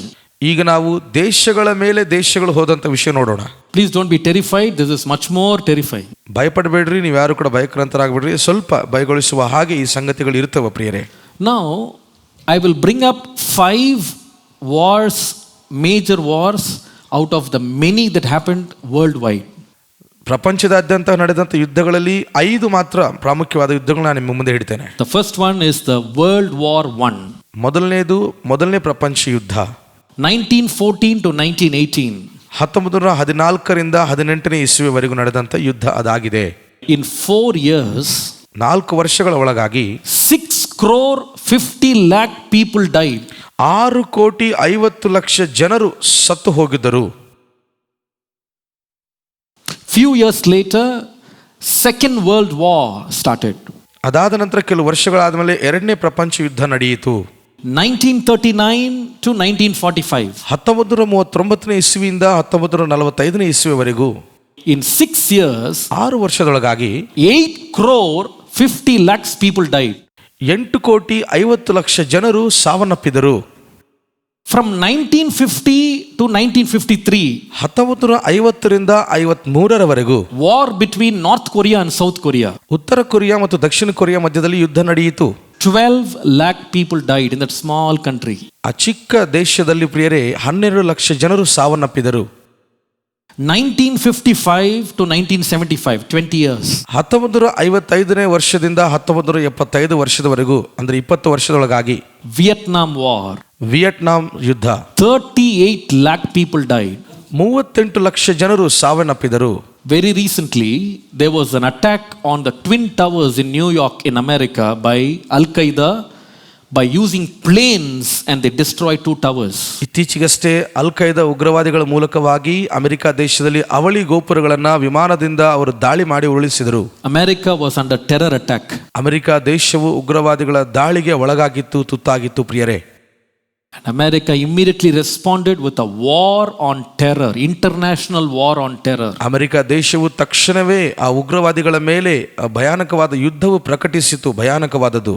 38 countries joined together and began to fight against terrorist outfits in Pakistan, Afghanistan, Sudan, so many countries. Pakistan, Afghanistan, Sweden ಈ ಎಲ್ಲ ದೇಶಗಳ ಮೇಲೆ 38 ದೇಶಗಳು ಅಮೆರಿಕ ದೇಶಕ್ಕೆ ಜೊತೆಗೂಡಿ ಯುದ್ಧವನ್ನು ಪ್ರಕಟಿಸಿ ಅದಕ್ಕೆ ಜೊತೆಗೂಡಿ ಹೋದವು. The end is 20 lakh people died. ಅದರ ಅಂತ್ಯ ನಾವು ನೋಡುವಾಗ 20 ಲಕ್ಷ ಜನರು ಮರಣಿಸಿದರು. Can you imagine where we are sitting? ನೀವು ಊಹಿಸ್ಲಿಕ್ಕೆ ಆಗ್ತಿದೆನಾ ನಾವು ಎಲ್ಲಿ ಕೂತಿದ್ದೇವೆ ಎಂದು? We are thinking war means it's going to come. ನಾವು ಅಂದುಕೊಳ್ತಾ ಇದ್ದೇವೆ ಯುದ್ಧ ಅಂದ್ರೆ ಅದು ಯಾವಾಗ ಬರ್ತದೆ ಬಿಡು. Of course, a bigger one is waiting. ಹೌದು, ನಿಜವಾದದ್ದು ದೊಡ್ಡ ಯುದ್ಧ ಎದುರು ನೋಡ್ತಾ ಇದೆ. But already we are hearing wars and rumors of wars. ಆದರೆ ನಾವು ಈ ಯುದ್ಧಗಳ ಕುರಿತಾಗಿ ಅನೇಕ ಸಂಗತಿಗಳನ್ನ ಸುದ್ದಿಗಳನ್ನ ಕೇಳ್ತಾ ಇದ್ದೇವೆ. This is a fulfillment of God's prophecy. ಇದು ದೇವರು ನುಡಿದ ಪ್ರವಾದನೆ ನೆರವೇರಿಸಲ್ಪಟ್ಟಂತಾಗಿದೆ. Something like this has never occurred 120 years before. 120 ವರ್ಷಗಳ ಹಿಂದೆ ಹಿಂದೆಂದೂ ನಡೆದಂತಹ ಭಯಂಕರವಾದ ಸಂಗತಿ ಇವೆಲ್ಲವಾಗಿವೆ. Only from the 20th century. ಕೇವಲ 20ನೇ ಶತಮಾನದಲ್ಲಿ ಮಾತ್ರ.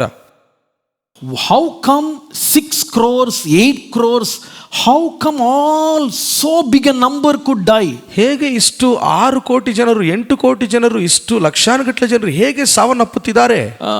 The major shift that happened from 20th century was actually in the method of warfare. 20ನೇ ಶತಮಾನದಲ್ಲಿ ನಿಜವಾಗಲೂ ಭಯಾನಕವಾದಂತಹ ದೊಡ್ಡ ಬದಲಾವಣೆ ಅದೇನೆಂದ್ರೆ 20ನೇ ಶತಮಾನದಲ್ಲಿ ನಡೆದಂತಹ ಯುದ್ಧಗಳ ಮೂಲಕವಾಗಿ ದೊಡ್ಡ ಬದಲಾವಣೆ ನಾವು ಕಾಣುತ್ತೇವೆ. Earlier, you could have seen some old paintings or photographs. War means you have an army of horses, army of elephants, army of camels, footmen, soldiers, spears and arrows and all that being used. ಪ್ರಾರಂಭ ದಿನಗಳಲ್ಲಿ ನಾವು ನೋಡ್ತಾ ಇದ್ದೀವಿ ಯುದ್ಧಗಳಂದ್ರೆ ಅದೇನು ಚಿತ್ರದಲ್ಲಿಯೇ ನಾವು ಕಾಣ್ತಾ ಇದ್ದೀವಿ. ಅವರ ಸೈನಿಕರ ವಸ್ತ್ರಗಳು, ಶಿರಸ್ತ್ರಾಣಗಳು, ಖಡ್ಗಗಳು, ಅವರು ಹಾಕಿಕೊಳ್ಳುವ ವಸ್ತ್ರಗಳು ಎಲ್ಲ ನೋಡ್ತಾ ಇದ್ದೀವಿ ನಾವು. But the whole thing changed in 20th century. ಆದರೆ 20ನೇ ಶತಮಾನದಲ್ಲಿ ಎಲ್ಲವೂ ಕೂಡ ಬಹಳಷ್ಟು ಬದಲಾವಣೆ ಹೊಂದಿತು. It is no longer a sling stone of David and Goliath. ಅದೇನೋ ದಾವೀದನ ಗೊಲ್ಯಾತನ ಮಧ್ಯದಲ್ಲಿ ಕವಡೆ ಕಲ್ಲಿನ ಕಥೆಯಾಗಿ ಉಳಿದಿರಲಿಲ್ಲ ಪ್ರಿಯ. The weapons, the methods, everything has changed. ಅಲ್ಲಿರುವ ಯುದ್ಧೋಪಕರಣಗಳು, ಯುದ್ಧವು ಅವೆಲ್ಲವೂ ಕೂಡ ಬದಲಾವಣೆ ಹೊಂದವು. In a short span of time, multitudes can be killed. ಸ್ವಲ್ಪ ಕಾಲದ ವ್ಯವಧಿಯ ಒಳಗಾಗಿಯೇ ಲಕ್ಷಾನುಗಟ್ಟಲೆ ಜನರು ಕೊಲ್ಲಲ್ಪಟ್ಟರು. Earlier, kingdoms means they always used to have a huge high wall, fortresses, and they used to protect their country. ಪ್ರಾರಂಭ ದಿನಗಳಲ್ಲಿ ಅಂತಂದ್ರೆ ನಾವು ನೋಡುವಾಗ ಸಾಮ್ರಾಜ್ಯಗಳು, ರಾಜ್ಯಗಳಂದ್ರೆ ಅವು ಬಹಳಷ್ಟು ಎತ್ತರವಾದ ಪೌಳೆ ಗೋಡೆಗಳನ್ನು ಕಟ್ಟಿಕೊಂಡು ಅವರು ಬಹಳ ಕಾಪಾಡಿಕೊಳ್ತಾ ಇದ್ರು. But now it is no longer relevant. ಆದರೆ ಈ ದಿನಗಳಲ್ಲಿ ಅಂತಹ ಕಾರ್ಯಗಳನ್ನು ನಾವು ನೋಡ್ಲಿಕ್ಕೆ ಆಗಲ್ಲ. Why? ಯಾಕೆ? The introduction of aerial warfare.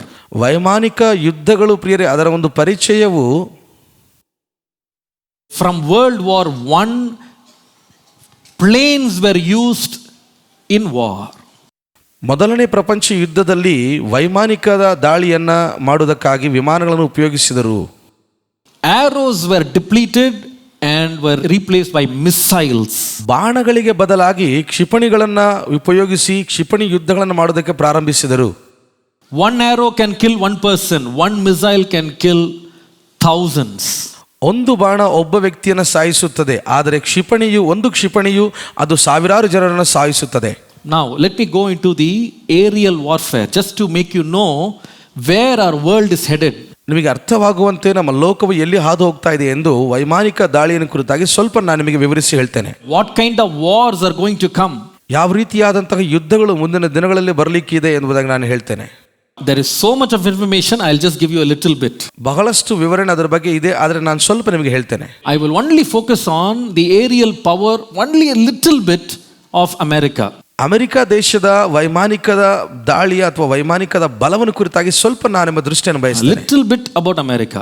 ಸ್ವಲ್ಪ ಅಮೆರಿಕ ದೇಶದ ಆ ವೈಮಾನಿಕ ದಾಳಿ ಹೇಗಿರುತ್ತದೆ ಎಂಬುದಾಗಿ ನಾನು ವಿವರಿಸಿ ಹೇಳ್ತೇನೆ. Now, ಈಗ do you know there are a few flights in America which will really surprise you? ನಿಮಗೊಂದು ವಿಷಯ ಗೊತ್ತಿದೆನಾ? ಅಮೆರಿಕ ದೇಶದಲ್ಲಿ ಕೆಲವು ವಿಮಾನಗಳಿವೆ, ಅದರ ವಿಷಯವಾಗಿ ನೀವು ತಿಳಿದುಕೊಳ್ಳುವುದಾದರೆ ನಿಮಗೆ ಬಹಳ ಆಶ್ಚರ್ಯ ಉಂಟಾಗುತ್ತದೆ. Listen to me. ಕೇಳಿಸ್ಕೊಡ್ರಿ. The first one is F-35. There is a warplane called F-35. ಮೊದಲನೇ ಯುದ್ಧ ವಿಮಾನ ಅದು F-35 ಎಂದು ಇದೆ ಪ್ರಿಯರೇ, ಅದು ಯುದ್ಧಕ್ಕಾಗಿ ಉಪಯೋಗಿಸ್ತಾರೆ. It can fly at the speed of 1930 kilometers per hour. ಅದು ಒಂದು ಗಂಟೆಗೆ ಆ ವಿಮಾನವು 1930 ಕಿಲೋಮೀಟರ್ ಅಷ್ಟು ವೇಗದಲ್ಲಿ ಅದು ಪ್ರಯಾಣ ಮಾಡುತ್ತದೆ. That means in 1 hour you can start from here and end in Kashmir. ಅದರ ಅರ್ಥ ನೀವು ಒಂದು ತಾಸಿನಲ್ಲಿ ಅಥವಾ ಒಂದು ಗಂಟೆಯಲ್ಲಿಯೇ ಇಲ್ಲಿ ಪ್ರಯಾಣ ಸಾಗಿಸುವುದಾದರೆ ಕಾಶ್ಮೀರಕ್ಕೆ ನೀವು ಹೋಗಬಹುದು. So fast.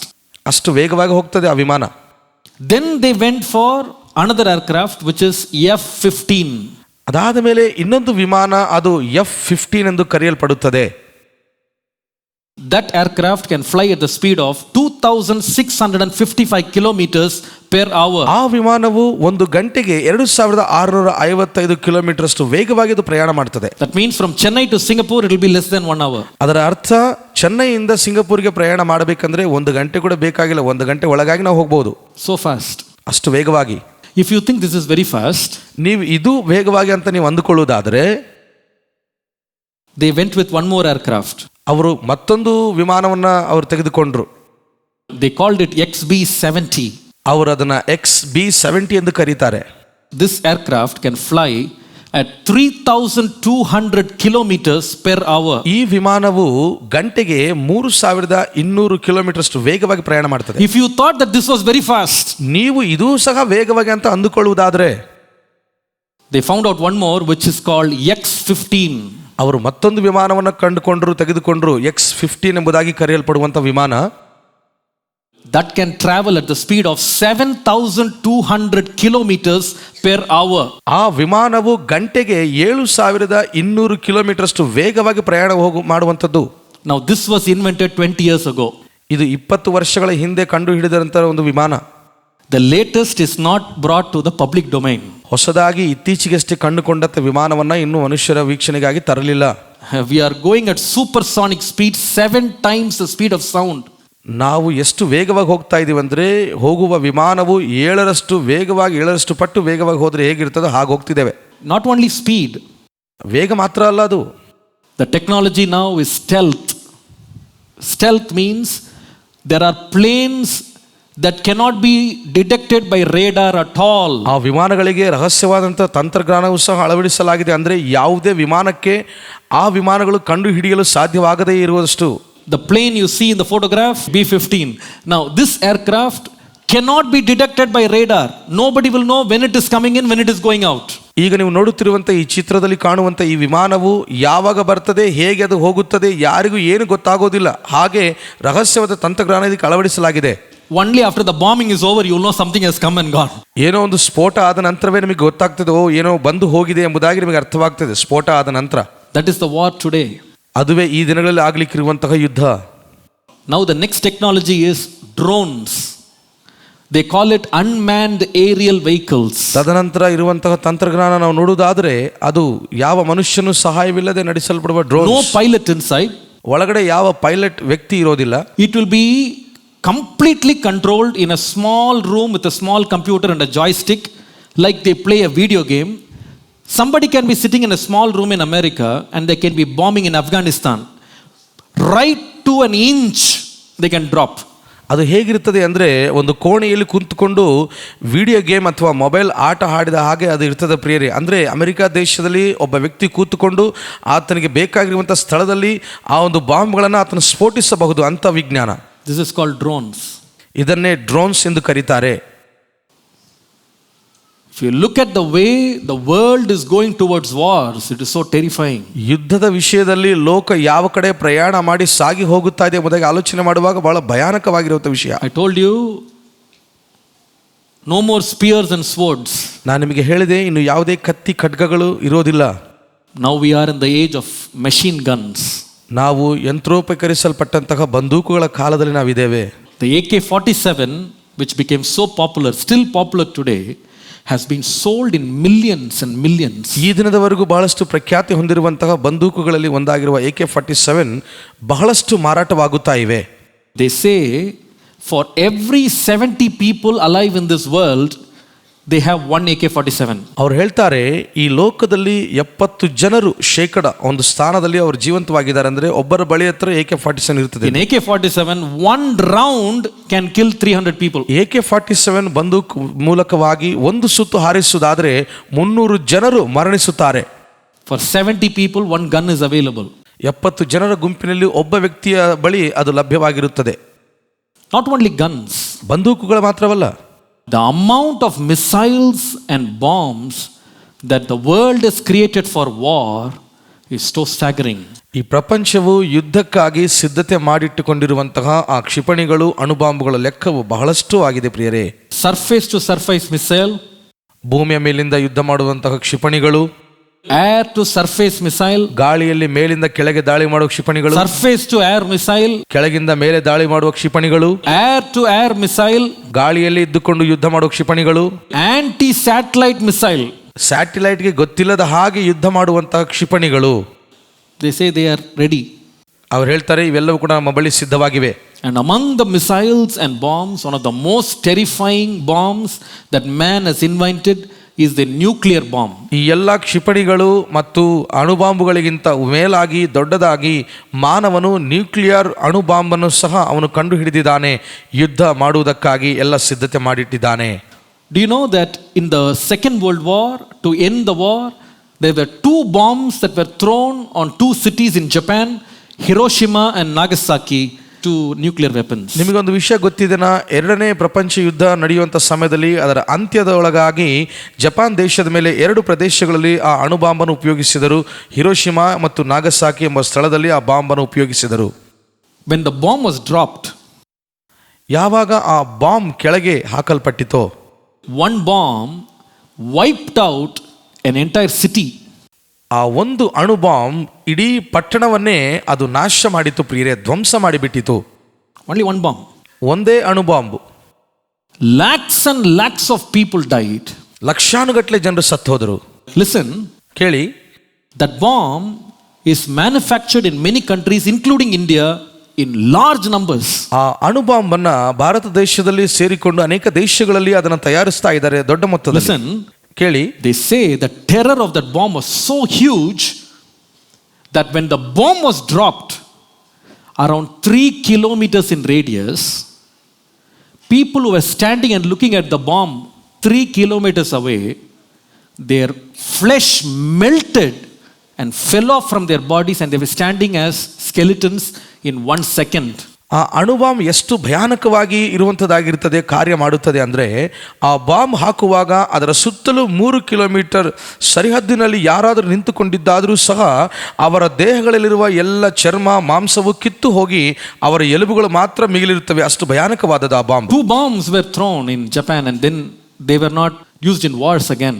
ಜಪಾನ್ ದೇಶದಲ್ಲಿ ಆ ಯುದ್ಧದ ಸಮಯದಲ್ಲಿ ಅಂತ್ಯದೊಳಗಾಗಿ 2 ಪ್ರದೇಶಗಳಲ್ಲಿ ಆ ಬಾಂಬನ್ನು ಅಣುಬಾಂಬನ್ನು ಉಪಯೋಗಿಸಿದರು, ಹಾಕಿದರು ಮತ್ತು ಯಾವತ್ತೂ ಅದನ್ನು ಮತ್ತೆ ಉಪಯೋಗಿಸಲಿಲ್ಲ ಪ್ರಿಯರೇ ಚರಿತ್ರೆಯಲ್ಲಿ. But the danger is still there.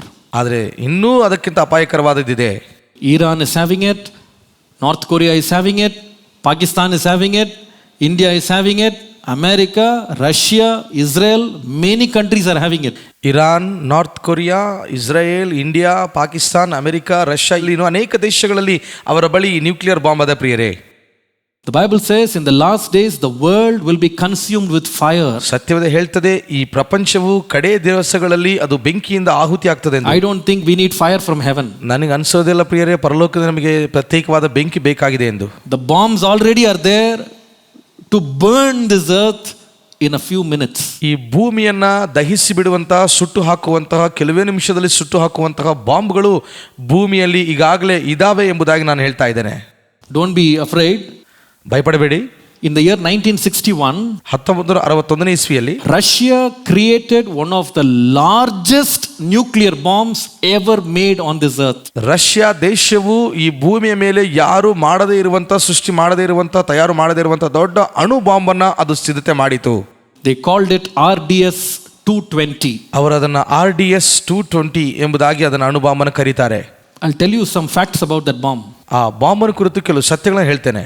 They wanted to test it. ಅವರು ಅದನ್ನು ಪರೀಕ್ಷಿಸಬೇಕೆಂದು ಬಯಸಿದರು. They dropped it from such a great height. ಅವರು ಬಹಳ ಎತ್ತರವಾದ ಪ್ರದೇಶದಿಂದ ಅದನ್ನು ಅವರು ಎಸೆದರು ಪ್ರಿಯರೇ. And they did not detonate it on the ground. ಅವರು ಭೂಮಿಯ ಮೇಲೆ ಅದನ್ನು ಸ್ಫೋಟಗೊಳಿಸಲಿಲ್ಲ.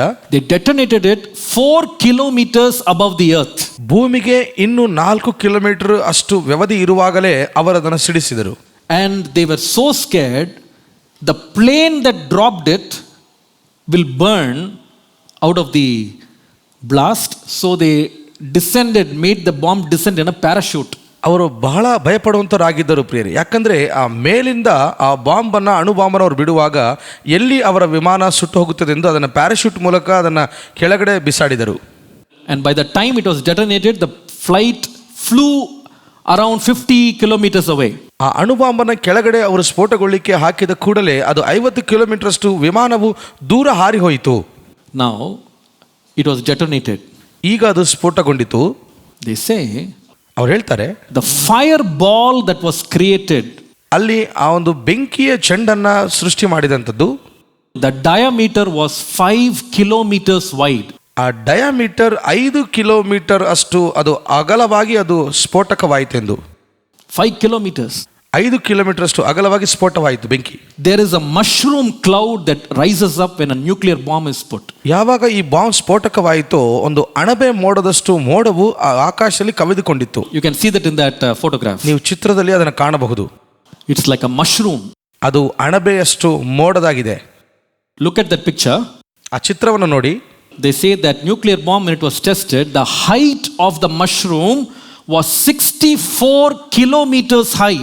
ಅವರು ಅದನ್ನು ಪರಿಶೀಲನೆ ಮಾಡಿ ನೋಡಿದರು. ಆ ಅಣಬೆ ಅಂತ ಮೋಡವು ಎಷ್ಟು ಇದೆ ಅಂದ್ರೆ 65 ಕಿಲೋಮೀಟರ್ ಅಷ್ಟು ಎತ್ತರ. The circumference of that mushroom is 100 kilometers. ಆ ಒಂದು ಮೋಡದ ಒಂದು ಪೂರ್ತಿಯಾಗಿ ಆ ವೃತ್ತವನ್ನು ನಾವು ನೋಡುವಾಗ ಅದು 100 ಕಿಲೋಮೀಟರ್ ಅಷ್ಟು ಅಗಲವಾಗಿ ಆ ವೃತ್ತವು ಮೇಘದಂತ ಆಯಿತು. And they tested it. ಅದನ್ನು ಪರೀಕ್ಷಿಸಿದರು ಅವರು.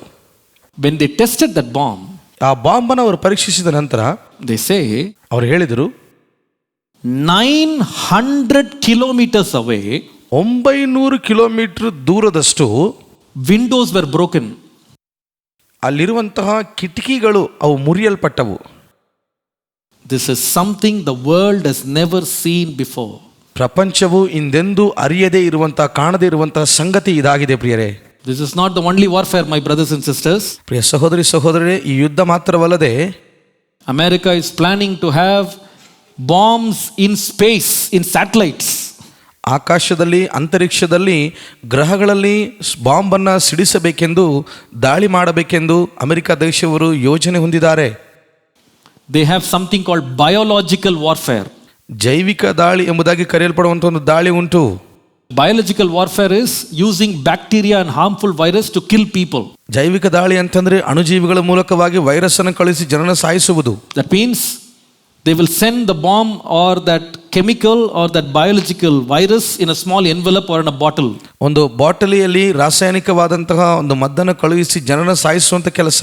You open it, ನೀವು ತೆರೆದರೆ 2 minutes you will die. 2 ನಿಮಿಷದ ಒಳಗಾಗಿ ನೀವು ಸಾವನ್ನಪ್ಪುತ್ತೀರಿ. The virus will kill you. ಆ ಒಂದು ವೈರಸ್ ನಿಮ್ಮನ್ನು ಸಾಯಿಸಿ ಬಿಡುತ್ತದೆ. They have a new warfare called chemical warfare. ಅವರು ಮತ್ತೊಂದು ಯುದ್ಧವನ್ನು ಕಂಡು ಹಿಡಿದಿದ್ದಾರೆ, ಅದು ರಾಸಾಯನಿಕವಾದಂತಹ ಯುದ್ಧ. They send it in a small package. ಅವರು ಒಂದು ಚಿಕ್ಕ ಪ್ಯಾಕೇಜ್ ಮೂಲಕವಾಗಿ ಕಳಿಸ್ತಾರೆ. You open it, ಅದನ್ನು ತೆರೆದ್ರೆ your body will melt and die. ನಿಮ್ಮ ದೇಹವು ಕರಗಿ ಅದು ಸತ್ತು ಹೋಗ್ತದೆ. ಉರುಗಿ ಸತ್ತು ಹೋಗಿ. Recently in Syria there were videos saying that people were just writhing and dying. They said they used chemical weapons. ಇತ್ತೀಚೆಗಷ್ಟೇ ದಾಖಲೆ ಆದಂಥ ಒಂದು ವಿಷಯ, ಸಿರಿಯಾ ಪ್ರಾಂತದಲ್ಲಿ ಕೆಲವು ವಿಡಿಯೋಗಳು ಸಹ ಬಂದಿವೆ ಪ್ರಿಯರೇ. ಅದರಲ್ಲಿ ಜನರು ಆ ಒಂದು ಪ್ಯಾಕೇಜನ್ನು ತೆಗೆದ್ರ ಮೂಲಕವಾಗಿ ಕರಗಿ ಹೋಗಿ ಸತ್ತು ಹೋಗಿದ್ದಾರೆ. No hurt, no wounds, just breathing that chemical, they were writhing and they died. ಯಾವುದೇ ಉಣ್ಣೆಗಳು ಅಥವಾ ಗಾಯಗಳು ಏನೂ ಸಹ ಇಲ್ಲದಂತೆ ಅವರು ಆ ಒಂದು ವಾಸನೆಯನ್ನು ತೆಗೆದುಕೊಳ್ಳೋದ್ರ ಮೂಲಕವಾಗಿ ಅಥವಾ ವಾಸನೆ ನೋಡೋದ್ರ ಮೂಲಕವಾಗಿ ಅವರು ಸಾವನ್ನಪ್ಪುತ್ತಿದ್ದಾರೆ. Chemical warfare. ಅದು ರಾಸಾಯನಿಕವಾದ ಯುದ್ಧ. This has never been seen or experienced 120 years ago. 120 ವರ್ಷಗಳ ಹಿಂದೆ ಹಿಂದೆಂದೂ ಕೂಡ ಕಾಣದೇ ಇರುವಂತಹ ಒಂದು ಭಯಾನಕವಾದ ಯುದ್ಧ, ಇಂಥ ಒಂದು ಅನುಭವ. When you hear these things, ಇಂಥ ಸಂಗತಿಗಳ ಕುರಿತಾಗಿ ನೀವು ಕೇಳಿಸಿಕೊಳ್ಳುವಾಗ understand ಅರ್ಥ ಮಾಡಿಕೊಳ್ಳಿ, we are in the last days. ನಾವು ಕಡೆ ದಿವಸಗಳಲ್ಲಿ ವಾಸ ಮಾಡುತ್ತಾ ಇದ್ದೇವೆ ಎಂಬ ವಿಷಯವನ್ನು ನೀವು ಅರ್ಥ ಮಾಡಿಕೊಳ್ಳಿ. Hallelujah. Hallelujah. நிறைய பேர் ரொம்ப பயந்துட்டீங்க போல இருக்குது. These are not made up stories, these are real things. ಇವೆಲ್ಲವೂ ಸಹ ಕಟ್ಟುಕಥೆಗಳಲ್ಲ ಪ್ರಿಯರೇ, ಇವೆಲ್ಲವೂ ಕೂಡ ನಿಜವಾದ ನಡೆದಂತಹ ಸಂಘಟನೆಗಳಾಗಿವೆ. First sign in the political realm is a weak political system. ಮೊದಲನೇ ಒಂದು ಸೂಚನೆ ನಾವು ನೋಡಿದ್ದೇವೆ, ರಾಜಕೀಯ ವ್ಯವಸ್ಥೆಯಲ್ಲಿ ಬಲಹೀನವಾದ ವ್ಯವಸ್ಥೆ. Second one, waging of wars. ಎರಡನೇದು ಯುದ್ಧಗಳನ್ನು ಕುರಿತಾಗಿರುವಂತಹ ಸಂಗತಿ. Third one and the most important one, ಮೂರನೇದು ಬಹಳ ಪ್ರಾಮುಖ್ಯವಾದಂತಹ ವಿಷಯ, the whole political system of the world will warm up to welcome the kingdom of Antichrist. ಇಡೀ ಪ್ರಪಂಚದ ರಾಜಕೀಯ ವ್ಯವಸ್ಥೆ ಎಲ್ಲವೂ ಸಹ ಅಂತ್ಯಕ್ರಿಸ್ತನ ಒಂದು ಆಗಮನಕ್ಕಾಗಿ ಅದು ಎಲ್ಲವೂ ಕೂಡ ಸಿದ್ಧತೆ ಮಾಡಿಕೊಂಡಿರುತ್ತದೆ. ಅದರ ಆಗಮನಕ್ಕಾಗಿ ಎಲ್ಲವೂ ಕೂಡ ಸಿದ್ಧತೆ ಹೊಂದಿರುತ್ತದೆ. This is happening now, it is happening today. ಅದು ಇವತ್ತು ಈ ದಿನವೂ ಸಹ ನಡೀತಲೇ ಇದೆ. Many of you may not realize it, but I'll give you the facts. ನಿಮ್ಮಲ್ಲಿ ಇನ್ನೂ ಸಹ ಅನೇಕರಿಗೆ ಮನವರಿಕೆ ಆಗ್ತಾ ಇಲ್ಲ, ಆದರೆ ನಾನು ಕೆಲವೊಂದು ಯಥಾರ್ಥವಾದ ವಿಷಯ ಹೇಳ್ತೇನೆ. Things you are using, things you are doing now can be very casual for you, but there is a whole design behind this. ಈ ದಿನ ಉಪಯೋಗಿಸುವ ಅಥವಾ ಮಾಡುವಂಥ ಸಂಗತಿಗಳು ಅದು ನಿಮಗೆ ಸಾಧಾರಣವಾಗಿ ಕಾಣಬಹುದು, ಆದರೆ ಆ ದಿನದ ಆಗಮನಕ್ಕಾಗಿ ಅವೆಲ್ಲವೂ ಕೂಡ ಒಂದು ಚಿತ್ರಣವಾಗಿ ಕಾಣ್ತಾ ಇದೆ. One of the things that Antichrist will do is in Revelation chapter 13 verses 16-17. ಒಂದು ಅಂತ್ಯಕ್ರಿಸ್ತನು ಮಾಡುವಂತಹ ಒಂದು ಸಂಗತಿಯು ಪ್ರಕಟಣೆ 13ನೇ ಅಧ್ಯಾಯ 16-17ನೇ ವಚನದಲ್ಲಿ ಬರೆಯಲ್ಪಟ್ಟಿದೆ. It says, he will force everyone, small and great, rich and poor, free and slave, to receive a mark in his right hand or in his forehead, so that no one could buy or sell unless he had that mark, which is the name of the beast or the number of his name. ಈ ಎರಡನೇ ಮೃಗವು ದೊಡ್ಡವರು ಚಿಕ್ಕವರು, ಐಶ್ವರ್ಯವಂತರು ಬಡವರು, ಸ್ವತಂತ್ರರು ದಾಸರು ಎಲ್ಲರೂ ತಮ್ಮ ತಮ್ಮ ಬಲಗೈ ಮೇಲಾಗಲಿ ಹಣೆಯ ಮೇಲಾಗಲಿ ಗುರುತು ಹೊಂದಬೇಕೆಂತಲೂ ಆ ಗುರುತು ಯಾರಿಗಿಲ್ಲವೋ ಅವರ ಕ್ರಯ ವಿಕ್ರಯಗಳನ್ನು ನಡೆಸಿಕೊಡದಂತಲೂ ಆಜ್ಞೆ ಮಾಡುತ್ತದೆ. ಆ ಗುರುತು ಯಾವುದೆಂದರೆ ಮೊದಲನೇ ಮೃಗದ ಹೆಸರು ಅಥವಾ ಅದರ ಹೆಸರನ್ನು ಸೂಚಿಸುವ ಅಂಕೆ. Now listen. ಈಗ ಕೇಳಿ. We are living in the last days and I will give you all the evidence for that. ನಾವು ಕಡೆ ದಿವಸಗಳಲ್ಲಿ ಜೀವಿಸ್ತಾ ಇದ್ದೇವೆ, ಅದನ್ನು ಕುರಿತಾಗಿ ಅನೇಕ ಪುರಾವೆಗಳನ್ನು ನಾನು ಕೊಟ್ಟಿದ್ದೇನೆ. We just read a verse. ನಾವು ಈಗಾಗಲೇ ವಚನವನ್ನು ಓದಿದ್ದೇವೆ. It does not talk about differences in which country you are living in.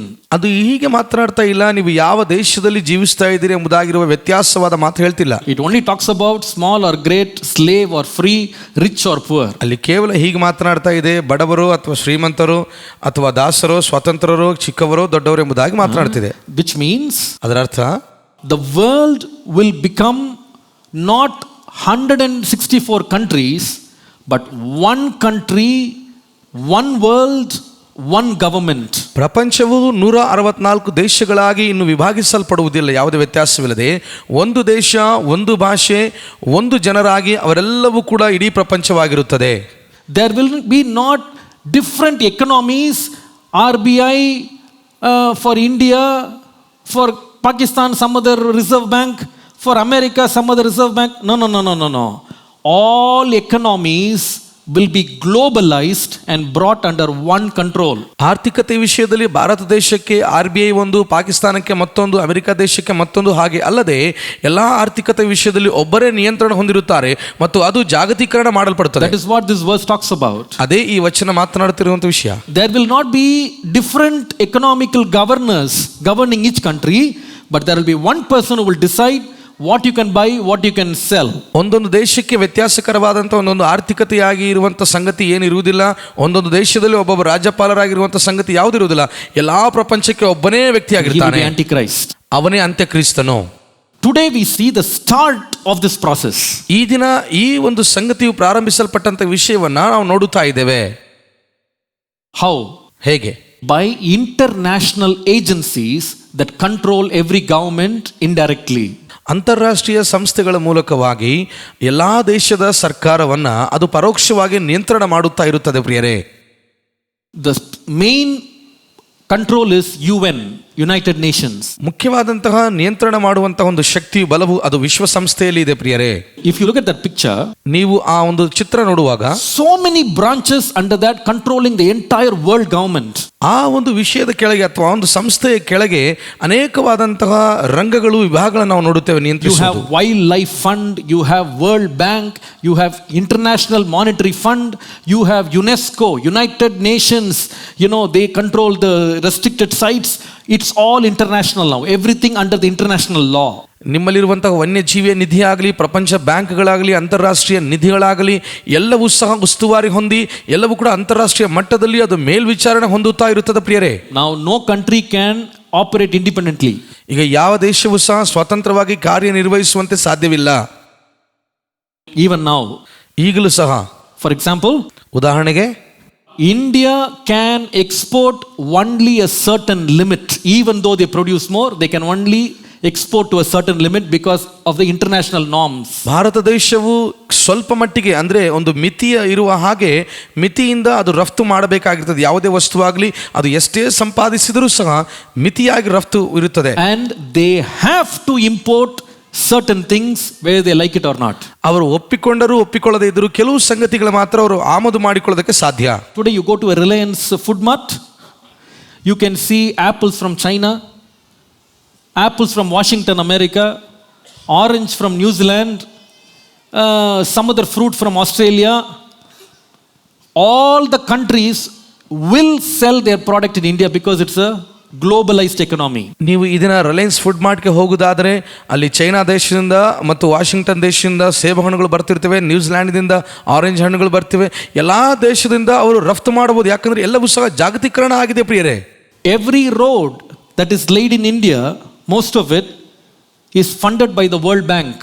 ನೋಡ್ರಿ, ಭಾರತ ದೇಶದಲ್ಲಿ ಈಗ ಹಾಕುತ್ತಿರುವಂಥ ಪ್ರತಿಯೊಂದು ರಸ್ತೆ ಕಾಮಗಾರಿಕೆ ನಡೆಸಲ್ಪಡುವ ಎಲ್ಲ ಒಂದು ಸಂಗತಿ ಅದೆಲ್ಲವೂ ಸಹ ಪ್ರಪಂಚ ದೇಶದಿಂದ ಬರುವಂಥ ಒಂದು ನಿಧಿಯಾಗಿದೆ. That means the monetary control of India is with a world power.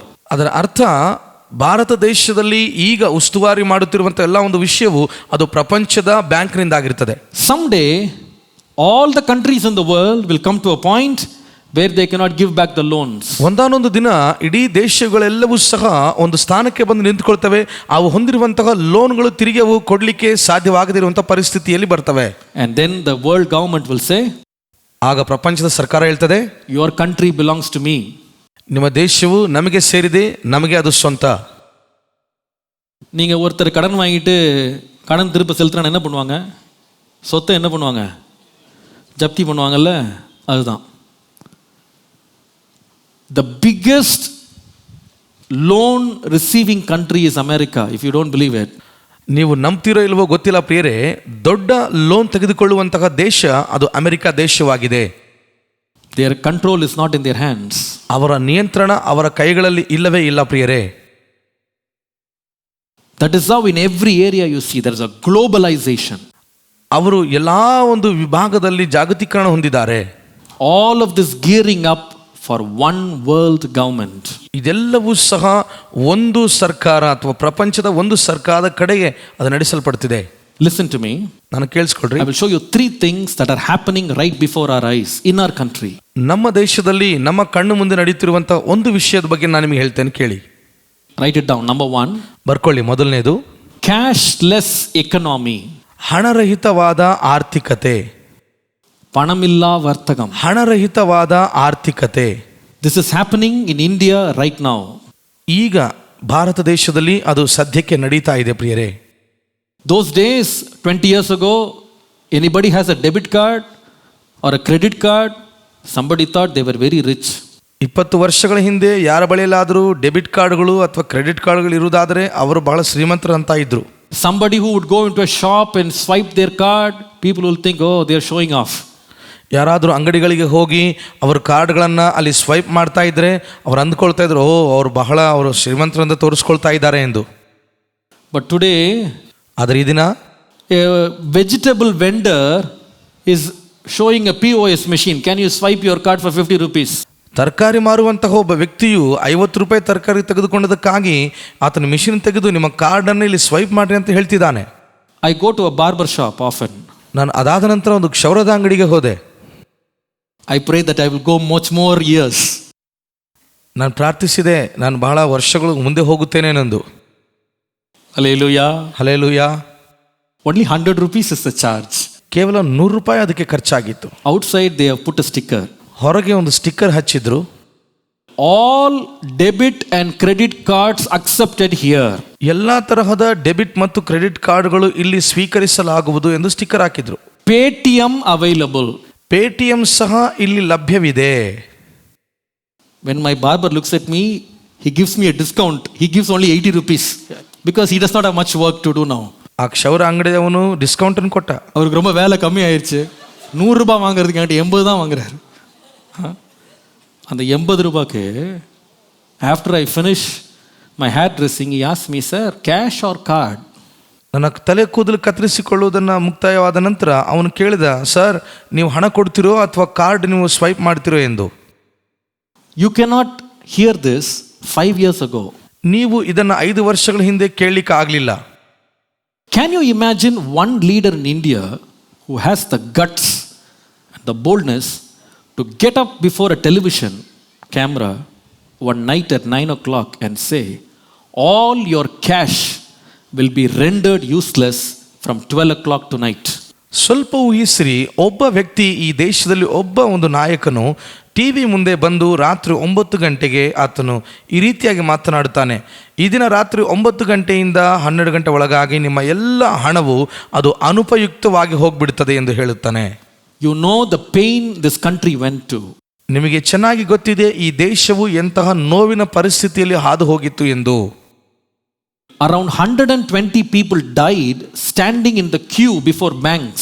ಸಾಲಲ್ಲಿ ನಿಂತುಕೊಂಡು ಬ್ಯಾಂಕ್ಗಳ ಮುಂದೆ ಸಾಲಾಗಿ ನಿಂತುಕೊಂಡಂತಹ ಜನರಲ್ಲಿ ದೇಶದಲ್ಲಿ 120 ಜನ ಸತ್ತು ಹೋದರು. Many businesses were lost. ಅನೇಕ ವ್ಯಾಪಾರಿಗಳು ಅವರು ನಷ್ಟ ಹೊಂದಿದರು. Many people lost their jobs. ಅನೇಕ ವ್ಯಕ್ತಿಗಳು ಕೆಲಸ ಕಳೆದುಕೊಂಡ್ರು. Lot of money was wasted. ಬಹಳಷ್ಟು ಹಣ ವ್ಯರ್ಥವಾಯಿತು. People didn't know what to do with their hard-earned money, stacked off money. They didn't know what to do. ಜನರಿಗೆ ಅರ್ಥವಾಗಲಿಲ್ಲ, ಅವರಿಗೆ ಇದ್ದಷ್ಟು ಆ ಒಂದು ಹಣವು ಏನು ಮಾಡಬೇಕು ಎಂದು ಅವರಿಗೆ ತೋಚಲಿಲ್ಲ. But my biggest shock is there was not a single place where there was an uprising. ಆದರೆ ನನಗೆ ದೊಡ್ಡದಾಗಿ ಆಶ್ಚರ್ಯವಾಗಿ ಇರುವ ವಿಷಯವೇನೆಂದರೆ ಪ್ರಿಯರೇ, ಒಂದು ಸ್ಥಳದಲ್ಲಿಯೂ ಸಹ ಯಾರು ಕೂಡ ದಂಗೆ ಅಥವಾ ಬಂಡಾಯವೆದ್ದು ಹೋದರೆಂದು ನಾನು ನೋಡಲೇ ಇಲ್ಲ, ಕಾಣಲಿಲ್ಲ. ಗಮನಿಸಿங்களா? Everybody stood quietly. ಪ್ರತಿಯೊಬ್ಬರೂ ಸಹ ಮೌನವಾಗಿ ನಿಶ್ಶಬ್ದರಾಗಿ ಹೋದರು. Next few years you will see drastic reforms where cashless economy will be pushed in full steam. ಬರುವ ಕೆಲವು ವರ್ಷಗಳ ಒಳಗಾಗಿ ಹಣರಹಿತವಾದಂತಹ ಆರ್ಥಿಕತೆಯ ವಿಷಯದಲ್ಲಿ ಬಹಳಷ್ಟು ತೀವ್ರ ಸುಧಾರಣೆ ನೀವು ಕಾಣುತ್ತೀರಿ. Right now none of you receive salary in cash in envelope, no longer. ಪ್ರಸ್ತುತ ನೀವು ಯಾರೂ ಸಹ ಎನ್ವೆಲಪ್ ಕವರ್ಗಳ ಮೂಲಕವಾಗಿ ನಿಮ್ಮ ಸಂಬಳವನ್ನು ನೀವು ತೆಗೆದುಕೊಳ್ತಾ ಇಲ್ಲ. They say we have deposited in the bank, you can take it out from the ATM. ಅವ್ರು ಹೇಳ್ತಾರೆ ನಿಮ್ಮ ಬ್ಯಾಂಕ್ ಅಕೌಂಟಲ್ಲಿ ನಾವು ಜಮಾ ಮಾಡಿದ್ದೇವೆ, ನೀವು ಹೋಗಿ ATM ಅಲ್ಲಿ ತಗೋಬಹುದು. Not a single rupee is given in your hand. 1 ರೂಪಾಯಿ ಕೂಡ ನಿಮ್ಮ ಕೈಗೆ ಅವರು ತಲುಪಿಸುವುದಿಲ್ಲ ಪ್ರಿಯರೇ. Very few years from now, ಕೆಲವು ವರ್ಷಗಳ ಒಳಗಾಗಿ the printing of rupee notes will be stopped. ಹಣವನ್ನು ಅಥವಾ ನೋಟ್ಗಳನ್ನು ಮುದ್ರಣೆ ಮಾಡುವುದು ನಿಲ್ಲಿಸಿಬಿಡುತ್ತಾರೆ. None of you can save money in your homes. ನಿಮ್ಮಲ್ಲಿ ಯಾರೂ ಸಹ ಮನೆಗಳಲ್ಲಿ ಹಣವನ್ನು ತೆಗೆದಿಡಲು ಸಾಧ್ಯವಿಲ್ಲ. Not under the saree, not under the cupboard, not in your kitchen box, nothing. ಅಡುಗೆ ಮನೆ ಡಬ್ಬೆಗಳಲ್ಲಿ, ಸೀರೆ ಕೆಳಗೆ ಎಲ್ಲಿಯೂ ಸಹ ಇಲ್ಲ. Everything will be brought to the open. ಎಲ್ಲವೂ ಕೂಡ ತೆರೆಯಲ್ಪಡಬೇಕು, ತೋರಿಸಲ್ಪಡಬೇಕು. நடக்குதா இல்லையா பாருங்க, சீக்கிரம் நடக்கும் அது. It will be cashless economy. ಇದೆಲ್ಲವೂ ಸಹ ಹಣರಹಿತವಾದ ಆರ್ಥಿಕತೆಯಾಗಿದೆ. The reason they say this is good because if you have cashless economy, nobody can rob your money. ಇದು ಒಳ್ಳೆಯದು ಪ್ರಿಯರೇ, ಯಾಕಂದರೆ ನಿಮ್ಮ ಬಳಿ ಹಣ ಇರುವುದಾದರೆ ಯಾರಾದರೂ ಸಹ ಅದನ್ನು ಕಳುವು ಮಾಡ್ತಾರೆ. ಈಗ ಯಾರೂ ಸಹ ಅದನ್ನು ಕಳ್ಳತನ ಮಾಡಲು ಸಾಧ್ಯವಿಲ್ಲ ಅಂತ ಹೇಳ್ತಾರೆ. It is safe. ಅದು ಸುರಕ್ಷಿತವಾಗಿರ್ತದೆ. But you think of it in the other way. ಆದರೆ ಇನ್ನೊಂದು ಕಡೆಯಿಂದ ನೀವು ಆಲೋಚನೆ ಮಾಡಿ ಪ್ರಿಯರೇ, Your entire money is at the mercy of the government. ನಿಮ್ಮ ಹಣವೆಲ್ಲವೂ ಸಹ ಸರ್ಕಾರದ ಒಂದು ಕನಿಕರ ದಯೆಯ ಕೆಳಗೆ ಅದು ನಡೆಸಲ್ಪಡುತ್ತಾ ಇದೆ.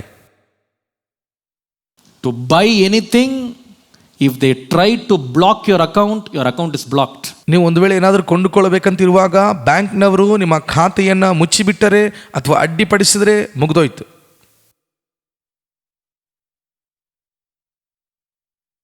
Cashless. ಹಣರಹಿತ. Every sale, every purchase controlled. ಪ್ರತಿಯೊಂದು ಮಾರಾಟ ಅಥವಾ ಕೊಂಡುಕೊಳ್ಳುವಂಥದ್ದು ಅವರ ನಿಯಂತ್ರಣದಲ್ಲಿ. Today, as of now, ಈ ದಿನ ಇತ್ತೀಚೆಗೆ, do you know you have a limit to draw cash from ATM per day? ನಿಮಗೆ ಗೊತ್ತಿದೆನಾ, ಒಂದು ದಿನಕ್ಕೆ ATM ಮಷಿನ್ಗಳಲ್ಲಿ ಮಿತಿ ಇದೆ ಹಣ ಡ್ರಾ ಮಾಡೋದ್ರಲ್ಲಿ. உண்மையா இல்லையா நான் சொல்றது? ஒரு நாளைக்கு எவ்வளோ லிமிட் தெரில, 20,000 25,000 20,000 ஏங்க ஏன் காசுங்க, நீ சொல்லலாம் ஏன் காசுங்க, நான் கஷ்டப்பட்டு சம்பாரிச்சது எனக்கு எடுக்க முடியாது. இன்னைக்கு 20,000 எடுத்துக்கோ, நாளைக்கு 20,000 எடுத்துக்கோ. யாருக்கு அடிமை பார்த்தீங்களா நீங்கள்? இப்போ நீங்கள் சம்பாரித்த காசை நீங்கள் வித்ட்ரா பண்ண முடியாது. இவ்வளோ தான் வாங்கிட்டு போ, அதுக்கு மேலே செலவு பண்ணால் போய் கார்டை தேய்ச்சி செலவு பண்ணிக்கோ, அவ்வளோதான். எதுவுமே நீங்கள் செய்ய முடியாது. Control in their hands. You look at our church now. ನೀವು ನಮ್ಮ ಸಭೆಯನ್ನು ನೋಡಿ, the recent laws tell us anything you buy, you cannot give cash more than 20,000. ನೀವು ಏನು ಕೊಂಡುಕೊಂಡರೂ ಸಹ ನೀವು ಹಣದ ರೀತಿಯಾಗಿ 20,000ಕ್ಕಿಂತ ಮೇಲ್ಪಟ್ಟು ನೀವು ಹಣ ಕೊಡಲು ಅಥವಾ ಜಮಾ ಮಾಡಲು ಸಾಧ್ಯವಿಲ್ಲ. You can only give it as check or do a bank transfer. ನೀವು ಕೇವಲ ಚೆಕ್ಗಳ ಮೂಲಕ ಅಥವಾ ಬ್ಯಾಂಕಿಂದ ಖಾತೆಯಿಂದ ಮತ್ತೊಂದು ಖಾತೆಗೆ ವರ್ಗಾಯಿಸಬಹುದು ಅಷ್ಟೇ. Which means ಅದರರ್ಥ you cannot stash any money for your own needs. ನೀವು ನಿಮ್ಮ ಸ್ವಂತ ಅವಶ್ಯಕತೆಗಳಿಗಾಗಿ ನಿಮ್ಮ ಹಣವನ್ನು ನೀವು ಎಷ್ಟು ಬೇಕಾದರೂ ಖರ್ಚು ಮಾಡಲು ಸಾಧ್ಯವಿಲ್ಲ. Everything under the system. ಎಲ್ಲವೂ ಸಹ ಒಂದು ವ್ಯವಸ್ಥೆಯ ರೀತಿಯಾಗಿ ಹೋಗ್ತದೆ. Just in case a bank gets bankrupt, ಒಂದು ವೇಳೆ ಬ್ಯಾಂಕ್ಗಳು ದಿವಾಳಿ ಹೊಂದುವಂಥ ವಿಷಯ ಒಂದು ವೇಳೆ ಸಂಭವಿಸಿದರೆ, that is it. You come to the street, that's all. ನೀವು ರಸ್ತೆಗೆ ಬೀದಿಗೆ ಬಂದ್ಬಿಡ್ತೀರಷ್ಟೇ. That will happen few years from now. ಕೆಲವು ವರ್ಷಗಳಿಂದ ಅದು ನಡೀತಾಲೇ ಇದೆ ಪ್ರಿಯರೇ, ಈಗಿನವರೆಗೂ. No control over your own money. ನಿಮ್ಮ ಸ್ವಂತ ಹಣದ ಮೇಲೆ ನಿಮಗೆ ಯಾವುದೇ ಅಧಿಕಾರವಿಲ್ಲ ಮತ್ತು ಯಾವುದೇ ನಿಯಂತ್ರಣವೂ ಸಹ ಇರುವುದಿಲ್ಲ. You cannot buy what you want, you cannot give what you want. ನಿಮಗೇನು ಬೇಕು ನೀವು ಕೊಂಡುಕೊಳ್ಳಲು ಸಾಧ್ಯವಿಲ್ಲ, ನಿಮಗೇನು ಕೊಡಬೇಕಂತಿದೆಯೋ ಅದು ಕೊಡಲು ಕೂಡ ಸಾಧ್ಯವಿರಲ್ಲ. This is what is called cashless economy. ಇದನ್ನೇ ಹಣರಹಿತವಾದ ಆರ್ಥಿಕತೆ ಎಂದು ಕರೀತಾರೆ. This is what Antichrist will do. ಅಂತ್ಯಕ್ರಿಸ್ತನು ಇದನ್ನೇ ಮಾಡುವುದು. Without his permission, you cannot buy or sell. ಅವನ ಅನುಮತಿ ಇಲ್ಲದೆ, ಅಪ್ಪಣೆ ಇಲ್ಲದೆ ನೀವು ಏನು ಸಹ ಮಾರಲು ಅಥವಾ ಕೊಂಡುಕೊಳ್ಳಲು ಸಾಧ್ಯವೇ ಇಲ್ಲ. Number 2. ಎರಡನೇದು, how is our country and the world at large moving towards Antichrist reign? ನಮ್ಮ ದೇಶ ಅಥವಾ ಇಡೀ ಪ್ರಪಂಚವೆಲ್ಲವೂ ಸಹ ಅಂತ್ಯಕ್ರಿಸ್ತನ ಕಡೆಗೆ ಹೇಗೆ ಓಡುತ್ತಾ ಇದೆ? Second one is biometrics. ಎರಡನೇದು ಬಯೋಮೆಟ್ರಿಕ್ಸ್ ಎಂದು, ಅಂದರೆ ಬೆರಳಚ್ಚಿನ ಒಂದು ಪದ್ಧತಿ ವ್ಯವಸ್ಥೆ. You know, all of us have put our 10 hands in submission and given all our biometric details to the government. ನಿಮ್ಮೆಲ್ಲರಿಗೆ ಗೊತ್ತಿದೆ ಪ್ರಿಯರೇ, ನಮ್ಮ 10 ಬೆರಳಚ್ಚಿನ ಒಂದು ಗುರುತಿಸುವಿಕೆಯನ್ನು, ಬಯೋಮೆಟ್ರಿಕ್ ಎಂದು ಕರೆಯಲ್ಪಡುವಂತಹ ಗುರುತಿಸುವಿಕೆಯನ್ನು ನಾವು ಸರ್ಕಾರದವರಿಗೆ ಒಪ್ಪಿಸಿಬಿಟ್ಟಿದ್ದೇವೆ. And we have also showed our eyes so they can scan the retina of our eyes. ನಮ್ಮ ಕಣ್ಣುಗಳನ್ನು ಸಹ ನಾವು ಸರ್ಕಾರದವರಿಗೆ ತೋರಿಸಿದ್ದೇವೆ, ನಮ್ಮ ಕಣ್ಣಿನಲ್ಲಿರುವ ರೆಟಿನಾವನ್ನು ಸ್ಕ್ಯಾನ್ ಮಾಡುವಂತೆ. And we all smile for the photograph. ನಾವು ಫೋಟೋಗಾಗಿ ನಾವೆಲ್ಲರೂ ಕೂಡ ನಗುಮುಖವನ್ನು ತೋರಿಸಿದ್ದೇವೆ. Let me ask a question. ಒಂದು ಪ್ರಶ್ನೆ ಕೇಳುತ್ತೇನೆ. Listen, everyone listen. ಪ್ರತಿಯೊಬ್ಬರು ಕೇಳಿ. Is there anybody in this church who does not have Aadhaar card? ಈ ಸಭೆಯಲ್ಲಿ ಯಾರ ಬಳಿ ಆದರೂ ಆಧಾರ್ ಕಾರ್ಡ್ ಇಲ್ಲವೋ? ஆதார் கார்டு இல்லாமல் இந்த சர்ச்சில் இருக்க ஒரு ஆள் இருக்கீங்களா? கை தூக்க பாப்போம். ஒரு ஆள் இல்லைங்க. ஒரு வயசான பாட்டியம்மா கூட இல்லை. தள்ளாடுற பாட்டியம்மா கூட ஆதார் கொடுங்க ஐயா நிற்குதா இல்லையா? What does that mean? ಅದರ ಅರ್ಥವೇನು? Every one of our details, personal details, is recorded with the government. ನಮ್ಮಲ್ಲಿ ಪ್ರತಿಯೊಬ್ಬೊಬ್ಬರ ವೈಯಕ್ತಿಕವಾದಂತಹ ವಿವರಗಳು ಸರ್ಕಾರದವರು ಅದನ್ನು ದಾಖಲು ಮಾಡಿಕೊಂಡಿದ್ದಾರೆ. Your vehicle is connected to Aadhaar. ನಿಮ್ಮ ವಾಹನಗಳು ಸಹ ಆಧಾರ್ಗೆ ಅದು ಸಂಬಂಧಪಟ್ಟಿವೆ. Your mobile phone is connected to Aadhaar. ನಿಮ್ಮ ಮೊಬೈಲ್ ಫೋನ್ ಆಧಾರ್ಗೆ ಸಂಪರ್ಕ ಹೊಂದಿದೆ. Your bank account is connected to Aadhaar. ನಿಮ್ಮ ಬ್ಯಾಂಕ್ ಅಕೌಂಟ್ ಸಹ ಆಧಾರ್ಗೆ ಸಂಬಂಧಪಟ್ಟಿದೆ. Your electricity bill is connected to Aadhaar. ನಿಮ್ಮ ಕರೆಂಟ್ ಬಿಲ್ ಸಹ ಆಧಾರ್ ಕಾರ್ಡ್ಗೆ ಸಂಬಂಧಪಟ್ಟಿದೆ. House tax to Aadhaar. ನಿಮ್ಮ ಮನೆ ತೆರಿಗೆ ಸಹ ಆಧಾರ್ಗೆ ಸಂಬಂಧಪಟ್ಟಿದೆ. Insurance to Aadhaar. ನಿಮ್ಮ ವಿಮೆಗಳು ಸಹ ಆಧಾರ್ಗೆ ಸಂಪರ್ಕ ಹೊಂದಿವೆ. Your loan to Aadhaar. ನಿಮ್ಮ ಸಾಲಗಳು ಸಹ ಆಧಾರ್ಗೆ ಸಂಬಂಧಪಟ್ಟಿವೆ. Your school admission, college admission, Aadhaar. ನಿಮ್ಮ ಶಾಲಾ ಕಾಲೇಜಿನ ಪ್ರವೇಶವು ಸಹ ಆಧಾರ್ ಕಾರ್ಡ್ಗೆ ಸಂಬಂಧಪಟ್ಟಿವೆ. Your ration card is with Aadhaar. ನಿಮ್ಮ ರೇಷನ್ ಕಾರ್ಡ್ ಸಹ ಆಧಾರ್ ಕಾರ್ಡ್ಗೆ ಸಂಬಂಧಪಟ್ಟಿವೆ. Your gas connection to Aadhaar. ನಿಮ್ಮ ಗ್ಯಾಸ್ ಕನೆಕ್ಷನ್ಗಳು ಸಹ ಆಧಾರ್ ಕಾರ್ಡ್ಗೆ ಸಂಪರ್ಕ ಹೊಂದಿವೆ. Every single detail. If you want to book an air ticket, give an Aadhaar card. ನೀವು ಒಂದು ವೇಳೆ ಏರ್ ಟಿಕೆಟ್ ಬುಕ್ ಮಾಡಬೇಕಂದ್ರೆ, ವಿಮಾನ ಟಿಕೆಟ್ ಬುಕ್ ಮಾಡಬೇಕಾದ್ರೂ ಸಹ ಅದು ನೀವು ಆಧಾರ್ ಕಾರ್ಡ್ ನಂಬರ್ ಕೊಡಬೇಕು. Every place, every property you have, every land you buy or sell, you have to give your Aadhaar number. ನಿಮಗಿರುವ ಎಲ್ಲ ಆಸ್ತಿ, ಸ್ಥಳಗಳು, ಭೂಮಿ, ನಿಮಗಿರುವ ಎಲ್ಲವೂ ಸಹ ಆಧಾರ್ ಕಾರ್ಡ್ಗೆ ಸಂಬಂಧ ಹೊಂದಿವೆ. ಆಧಾರ್ ಕಾರ್ಡ್ ಕೊಡಲೇಬೇಕು. What is it happening? ಏನಾಗ್ತಾ ಇದೆ ಇಲ್ಲಿ? Somebody in our country, an official, types your Aadhaar number. ಯಾರೋ ಒಬ್ಬ ವ್ಯಕ್ತಿಯು ಅಧಿಕೃತವಾಗಿ ನಿಮ್ಮ ಆಧಾರ್ ಸಂಖ್ಯೆಯನ್ನ ಟೈಪ್ ಮಾಡುತ್ತಿದ್ದಾರೆ. The officer, ಆ ಅಧಿಕಾರಿಯು can actually see how much money you have in the bank. ನಿಮ್ಮ ಬ್ಯಾಂಕ್ ಖಾತೆಯಲ್ಲಿ ಎಷ್ಟು ಹಣ ಇದೆ ಎಂಬುದಾಗಿ ನೋಡಲು ಸಾಧ್ಯವಾಗುತ್ತದೆಯೋ. What vehicles are in your name? ನಿಮ್ಮ ಹೆಸರ ಮೇಲೆ ಯಾವೆಲ್ಲ ವಾಹನಗಳಿವೆ ಎಂದು. What is your driving license number? ನಿಮ್ಮ ಡ್ರೈವಿಂಗ್ ಲೈಸೆನ್ಸ್ ನಂಬರ್ ಎಷ್ಟೆಂದು. What is your vehicle number, registration number? ನಿಮ್ಮ ಗಾಡಿಯ ವಾಹನದ ರಿಜಿಸ್ಟ್ರೇಷನ್ ನಂಬರ್ ಎಷ್ಟೆಂದು. What properties you are owning? ಎಷ್ಟು ಆಸ್ತಿ ನೀವು ಹೊಂದಿದ್ದೀರೆಂದು. Where your children are studying? ಎಲ್ಲಿ ನಿಮ್ಮ ಮಕ್ಕಳು ಓದುತ್ತಾ ಇದ್ದಾರೆ ಎಂದು. Every detail, in the click of one finger, he can sit in one place and get the whole detail. ಒಂದು ಬೆರಳಿನಿಂದ ಬಟನ್ ಒತ್ತುವುದಾದರೆ ನಿಮ್ಮ ಎಲ್ಲ ವಿವರಗಳು ಒಂದೇ ಸ್ಥಳದಲ್ಲಿ ಕಂಡು ಬರ್ತವೆ. Your passport is connected to Aadhaar. ನಿಮ್ಮ ಪಾಸ್ಪೋರ್ಟ್ ಸಹ ಆಧಾರ್ ಕಾರ್ಡ್ಗೆ ಸಂಪರ್ಕ ಹೊಂದಿರುತ್ತೆ. If they want to stop you from moving from one place to another, they can actually block you with one click of a button. ನೀವು ಒಂದು ಸ್ಥಳದಿಂದ ಮತ್ತೊಂದು ಸ್ಥಳಕ್ಕೆ ಪ್ರಯಾಣ ಸಾಗಿಸುವುದನ್ನು ನಿಲ್ಲಿಸಬೇಕು ಅಂತಂದ್ರೆ ಒಂದು ಬಟನ್ ಒತ್ತುವುದರ ಮೂಲಕವಾಗಿ ನಿಮ್ಮನ್ನು ಅಲ್ಲೇ ನಿಲ್ಲಿಸಬಹುದು. They can trace you where you are with your mobile phone just with an Aadhaar number. ನಿಮ್ಮ ಮೊಬೈಲ್ ಫೋನ್ಗೆ ಕರೆ ಕೊಡೋದ್ರ ಮೂಲಕವಾಗಿ ನೀವು ಎಲ್ಲಿದ್ರೆ ಎಂಬುದಾಗಿ ನಿಮ್ಮ ಒಂದು ಹೆಜ್ಜೆ ಜಾಡನ್ನು ಅವರು ಕಂಡು ಹಿಡಿಯಬಹುದು. Your mobile phone will track you. ನಿಮ್ಮ ಮೊಬೈಲ್ ಫೋನ್ ನಿಮ್ಮ ಜಾಡನ್ನು ತಿಳಿಸುತ್ತದೆ. Everything is connected. ಎಲ್ಲವೂ ಸಹ ಸಂಪರ್ಕ ಹೊಂದಿದೆ ಪ್ರಿಯರೇ. If they need, they can freeze all your bank accounts and assets in one click. ಒಂದು ವೇಳೆ ಅವಶ್ಯವಾದರೆ ಒಂದು ಬಟನ್ ಒತ್ತುವುದರ ಮೂಲಕವಾಗಿ ನಿಮ್ಮ ಬ್ಯಾಂಕ್ ಖಾತೆಯ ಅಥವಾ ನಿಮ್ಮ ಆಸ್ತಿ ಎಲ್ಲವನ್ನ ಅವರು ತಡೆ ಹಿಡಿಯಬಹುದು. கவனிச்சிங்களா எங்க உலகம் போயிட்டு இருக்குன்னு? நானும் ஆதார் வாங்கிட்டேன் பாஸ்டர், ஜோம் பண்ணி கொடுங்கன்னு சில பேர் கேட்குறாங்க.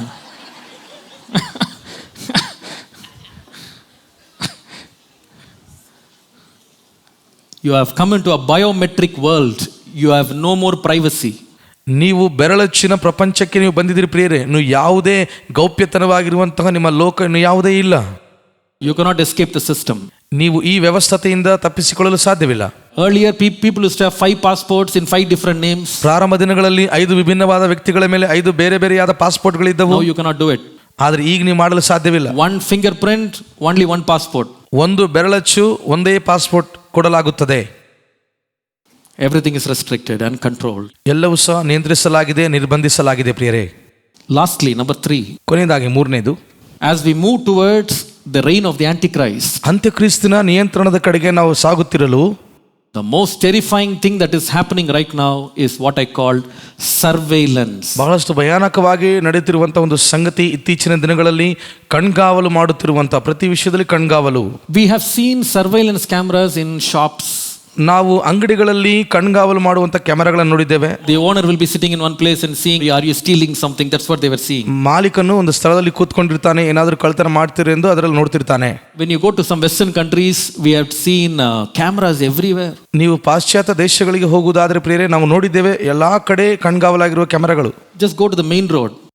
ಮುಖ್ಯ ರಸ್ತೆಗಳಲ್ಲಿ ನೀವು ಹೋಗ್ರಿ ಪ್ರಿಯರೇ, every nook and corner cameras. ಪ್ರತಿಯೊಂದು ಮೂಲೆ ಮೂಲೆಗಳಲ್ಲೂ ಸಹ ಕ್ಯಾಮೆರಾಗಳು ಕಣ್ಗಾವಲಾಗಿ. Where you are going, where you are getting down, what you are buying, what you are carrying, who is coming with you, everything is recorded live in video. ನೀವು ಎಲ್ಲಿಗೆ ಹೋಗ್ತಾ ಇದ್ರಿ, ಯಾರನ್ನ ಹತ್ತಿಸ್ಕೊಂಡು ಹೋಗ್ತಾ ಇದ್ರಿ, ಎಲ್ಲಿ ಇಳಿತಾ ಇದ್ರಿ, ಏನು ಕೊಂಡ್ಕೊಳ್ತಾ ಇದ್ರಿ, ಮಾರ್ತಾ ಇದ್ರಿ, ಎಲ್ಲವೂ ಸಹ ದಾಖಲಾಗಿರ್ತದೆ. You can actually watch where you are, what you are from America. ನೀವು ಅಮೆರಿಕ ದೇಶದಲ್ಲಿ ಇದ್ದಾಗ್ಯೂ ಸಹ ಇಲ್ಲಿ ಏನು ನಡೀತಾ ಇದೆ, ಯಾರು ಏನು ಮಾಡ್ತಾ ಇದ್ರಿ, ಎಲ್ಲವೂ ಸಹ ನೀವು ವೀಕ್ಷಿಸಬಹುದು ನೇರವಾಗಿ. Leave the road. ರಸ್ತೆಗಳನ್ನು ಬಿಡಿ. If you come into AC Avadi, ನೀವು AC ಆವಡಿ ಸ್ಥಳಕ್ಕೆ ಬರುವುದಾದರೆ, here and opposite we have got 40 cameras. ಇಲ್ಲಿ ನಮ್ಮ ಚರ್ಚ್ ಎದುರುಗಡೆ 40 ಕ್ಯಾಮೆರಾಗಳು ಅಳವಡಿಸಲ್ಪಟ್ಟಿವೆ. Everybody is recorded. ಪ್ರತಿಯೊಬ್ಬ ವ್ಯಕ್ತಿಯೂ ಸಹ ಅದರಲ್ಲಿ ದಾಖಲು ಮಾಡಲ್ಪಟ್ಟಿರುತ್ತದೆ ನೇರವಾಗಿ. There's no longer something called private. ಅಲ್ಲಿ ಯಾವುದೇ ಪ್ರಿಯರೇ ಗೌಪ್ಯಾಂಗ ಅನ್ನುವಂಥದ್ದು ಇರೋದಿಲ್ಲ. You step out of your house, there is a camera waiting for you. ನೀವು ಮನೆಯಿಂದ ಹೊರಗಡೆ ಹೆಜ್ಜೆ ಇಟ್ಟ ಕೂಡಲೇ ಒಂದು ಕ್ಯಾಮೆರಾ ನಿಮಗಾಗಿ ಕಣ್ಗಾವಲಾಗಿ ಅದನ್ನು ನೋಡ್ತಾ ಇರ್ತದೆ. Now do you know there's one more shocking thing? ಇನ್ನೊಂದು ಆಘಾತಕಾರಿ ವಿಷಯ ನಿಮಗೆ ಗೊತ್ತಿದೆಯಾ? Your mobile phone is a camera. ನಿಮ್ಮ ಮೊಬೈಲ್ ಫೋನ್ಗಳು ಸಹ ಕ್ಯಾಮೆರಾಗಳಿವೆ ಪ್ರಿಯರೇ. Do you know that?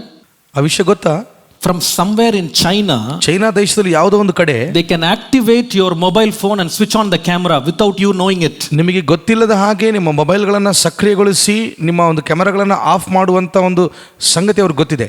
They can switch on your microphone in your mobile phone and hear the conversation you're having with a friend with your mobile phone in the bag. ನಿಮ್ಮ ಮೈಕ್ರೋಫೋನ್ಗಳನ್ನು ಅವರು switch on ಮಾಡಿ ನೀವು ಏನು ಮಾತನಾಡ್ತಾ ಇದ್ರೋ ನಿಮ್ಮ ಸ್ನೇಹಿತರ ಜೊತೆ ಅವರು ಕೇಳಿಸಿಕೊಳ್ಳಬಹುದು, ಅದನ್ನು ಅವರ ಪ್ರಿಯ ದಾಖಲು ಮಾಡಿಕೊಳ್ಳಬಹುದು. அப்படியே ஆன் பண்ண ரெக்கார்ட் பண்ணலாம். உங்களுக்கே தெரியாது, நீங்க ஆன் பண்ணிருக்க மாட்டீங்க, அது ஆன் பண்ண முடியும். They can crack your mobile and open it and record video live without you knowing that your own mobile phone is recording you. ಅವರು ನಿಮ್ಮ ಮೊಬೈಲನ್ನು ಮುರಿದು ಬಿಟ್ಟು ಅದರ ಒಳಗಿರುವಂಥ ಕ್ಯಾಮೆರಾ ತೆಗೆದು ಅದರಿಂದ ನೇರ ವಿಡಿಯೋ ತೆಗೆಯಬಹುದು. ನಿಮಗೆ ಗೊತ್ತಿಲ್ಲದ ಹಾಗೆ ಈ ಸಂಗತಿ ಮಾಡಿಬಿಡ್ತಾರೆ. My iPad with a camera can actually switched on by somebody who acts into it and they can see me live right now and switch on the mic and hear me. ನನ್ನ ಒಂದು iPad ಇದೆ ಅಲ್ವಾ, ಅದು switch on ಮಾಡದೆ ಹಾಗೆ ಬೇರೆ ಯಾರೋ ಒಬ್ಬರು ಸ್ವಿಚ್ ಆನ್ ಮಾಡಿಕೊಂಡು ಇಲ್ಲಿ ನಾನು ಮಾಡುವಂಥ ಎಲ್ಲ ಕಾರ್ಯಕ್ರಮ ವೀಕ್ಷಿಸುತ್ತಾ ನನ್ನ ಸ್ವರವನ್ನು ಸಹ ಅವರು ಕೇಳಬಹುದು ಪ್ರಿಯರೇ. In your laptop there is a camera. They can switch on the camera and see you live as you are sitting casually in your room. ನಿಮ್ಮ ಲ್ಯಾಪ್ಟಾಪ್ಗಳ ಮೇಲೆ ಸಹ ಅದರ ಒಳಗೆ ಒಂದು ಕ್ಯಾಮೆರಾ ಅಡಗಿಸಲ್ಪಟ್ಟಿದೆ. ನೀವು ಅದನ್ನು ತೆಗೆಯುವಾಗ ಅದು ಅಲ್ಲಿ ಅವರು ಆನ್ ಮಾಡಿಕೊಂಡು ನಿಮ್ಮನ್ನು ನೇರವಾಗಿ ನೋಡಬಹುದು, ವೀಕ್ಷಿಸಬಹುದು ಪ್ರಿಯರೇ. Do you know today we have smart TV? In smart TV there is a camera. ನಿಮಗೆ ಒಂದು ವಿಷಯ ಗೊತ್ತಿದೆನಾ, ಈ ದಿನಗಳಲ್ಲಿ ಸ್ಮಾರ್ಟ್ ಟಿವಿ ಸಹ ಬಂದಿವೆ. ಸ್ಮಾರ್ಟ್ ಟಿವಿಗಳಲ್ಲಿ ಸಹ camera ಅಡಗಿಸಲ್ಪಟ್ಟಿದೆ. When I went to America, ನಾನು ಅಮೆರಿಕಾಗೆ ಹೋದಾಗ in almost all the houses, ಎಲ್ಲಾ ಮನೆಗಳಲ್ಲಿಯೂ ಸಹ they had plastered that camera with duct tape. ಪ್ರಿಯರೇ, ಅವರು ಒಂದು ಟೇಪನ್ನು ಹಾಕೋದ್ರ ಮೂಲಕವಾಗಿ ಆ ಕ್ಯಾಮೆರಾವನ್ನು ಮುಚ್ಚಿಬಿಟ್ಟಿದ್ದಾರೆ. டிவியில் இருக்கிற கேமராவை பேஸ்ட் போட்டு அடைச்சி வச்சிருக்காங்க. ஏன்னா அவங்க சொல்றாங்க, எங்கள் ரூமில் இருக்க டிவியை, பெட்ரூமில் இருக்க டிவியை எங்கேருந்தோ ஒருத்தன் ஆன் பண்ணி அந்த கேமரா ஆன் பண்ணி எங்களை பார்க்க முடியும்னு சொல்கிறாங்க. உங்களால் நம்ப முடியுதா இது? Do you know spying and espionage around the world is a government run business in China? ಪ್ರಪಂಚದ ಸುತ್ತಲೂ ಸಹ ಪ್ರಿಯರೇ, ಈ ಚೈನಾ ದೇಶವು ಬೇಹುಗಾರಿಕೆ ಎಂಬುವ ಕಾರ್ಯವನ್ನು ಮಾಡುತ್ತಾ ಇದೆ. ಆ ವಿಷಯ ನಿಮಗೆ ಗೊತ್ತಿದೆಯೋ? ಚೈನಾ அரசாங்கம் செய்கிறது. Recently America banned all the cameras from China in its government offices. ಇತ್ತೀಚೆಗಷ್ಟೇ ಪ್ರಿಯರೇ, ಸರ್ಕಾರಿ ಅಧಿಕಾರಿಗಳ ಮೂಲಕವಾಗಿ ಚೈನಾ ದೇಶದಿಂದ ಬರುವಂಥ ಪ್ರತಿಯೊಂದು ಕ್ಯಾಮೆರಾಗಳನ್ನು ಅದು ನಿಯಂತ್ರಿಸಿಬಿಟ್ಟಿದೆ, ನಿರ್ಬಂಧಿಸಲಾಗಿದೆ. They asked them to remove all the Wi-Fi networks, all the networking machines. They said take it out, we don't want from China. ಅವರು ಹೇಳಿದ್ದಾರೆ, ಚೈನಾ ದೇಶದಿಂದ ಬಂದ ಯಾವುದೇ ವೈಫೈ ನೆಟ್ವರ್ಕ್ ಆಗಲಿ ಯಾವುದೇ ಇರಕೂಡದೆಂದು ತೆಗೆದುಬಿಟ್ಟಿದ್ದಾರೆ. Why? ಯಾಕೆ? They found out that in their most sensitive places it was all recorded live and sent to China without them knowing it. ಅವರು ತಿಳಿದುಕೊಂಡಿರುವಂಥ ವಿಷಯವೇನೆಂದರೆ ಪ್ರಿಯರೇ, ಬಹಳ ಸೂಕ್ಷ್ಮಕರವಾದಂಥ ಸ್ಥಳಗಳಲ್ಲಿಯೂ ಸಹ, ಗೌಪ್ಯತನವಾಗಿರುವಂಥ ಸ್ಥಳಗಳಲ್ಲಿಯೂ ಸಹ ಈ ಚೈನಾದವರು ಕ್ಯಾಮೆರಾಗಳನ್ನು ಅಳವಡಿಸಿ ಬಿಟ್ಟಿದ್ದಾರೆ ಎಂಬ ಸಂಗತಿ ಅವರಿಗೆ ಗೊತ್ತು ಮಾಡಿದೆ. You are no longer private. ಇನ್ನು ಯಾವುದೇ ನಿಮ್ಮಲ್ಲಿ ಗೌಪ್ಯಾಂಗ ಅನ್ನೋದು ಉಳಿದಿಲ್ಲ ಪ್ರಿಯರೇ. You know, today in the cars, latest cars, ನಿಮಗೆ ಗೊತ್ತಿದೆಯಾ, ಇತ್ತೀಚೆಗಷ್ಟೇ ಒಂದು ಕಾರುಗಳಲ್ಲಿ there is a SIM card inside the car. Car ಒಳಗೆ ಒಂದು ಸಿಮ್ ಕಾರ್ಡ್ ಅನ್ನು ಅಳವಡಿಸಲಾಗಿದೆ. It will give you real time information to the manufacturer and tell the manufacturer the condition of your car. ಅದು ನಿಮ್ಮ ವಾಹನದ ಅಥವಾ ಕಾರ್ನ ಒಂದು ಪರಿಸ್ಥಿತಿ ಹೇಗಿದೆ ಎಂಬುದಾಗಿರುವ ವಿಷಯವನ್ನು ಅದು ನಿಮಗೆ ತಿಳಿಯಲ್ಪಡಿಸ್ತದೆ. ಅದು ಯಜಮಾನನ ಅಥವಾ ಮಾಲೀಕನು ಅಳವಡಿಸಿರುತ್ತಾನೆ. In case of an accident, ಒಂದು ವೇಳೆ ಅಪಘಾತ ಆದ ಸಮಯದಲ್ಲಿ all you have to do is press one button. ನೀವು ಮಾಡಬೇಕಾಗಿರೋದೆಲ್ಲವೂ ಸಹ ಒಂದು ಬಟನ್ ಅನ್ನು ಒತ್ತಬೇಕು. And it will tell the manufacturer where your car is, what happened to your car, and they will send a recovery.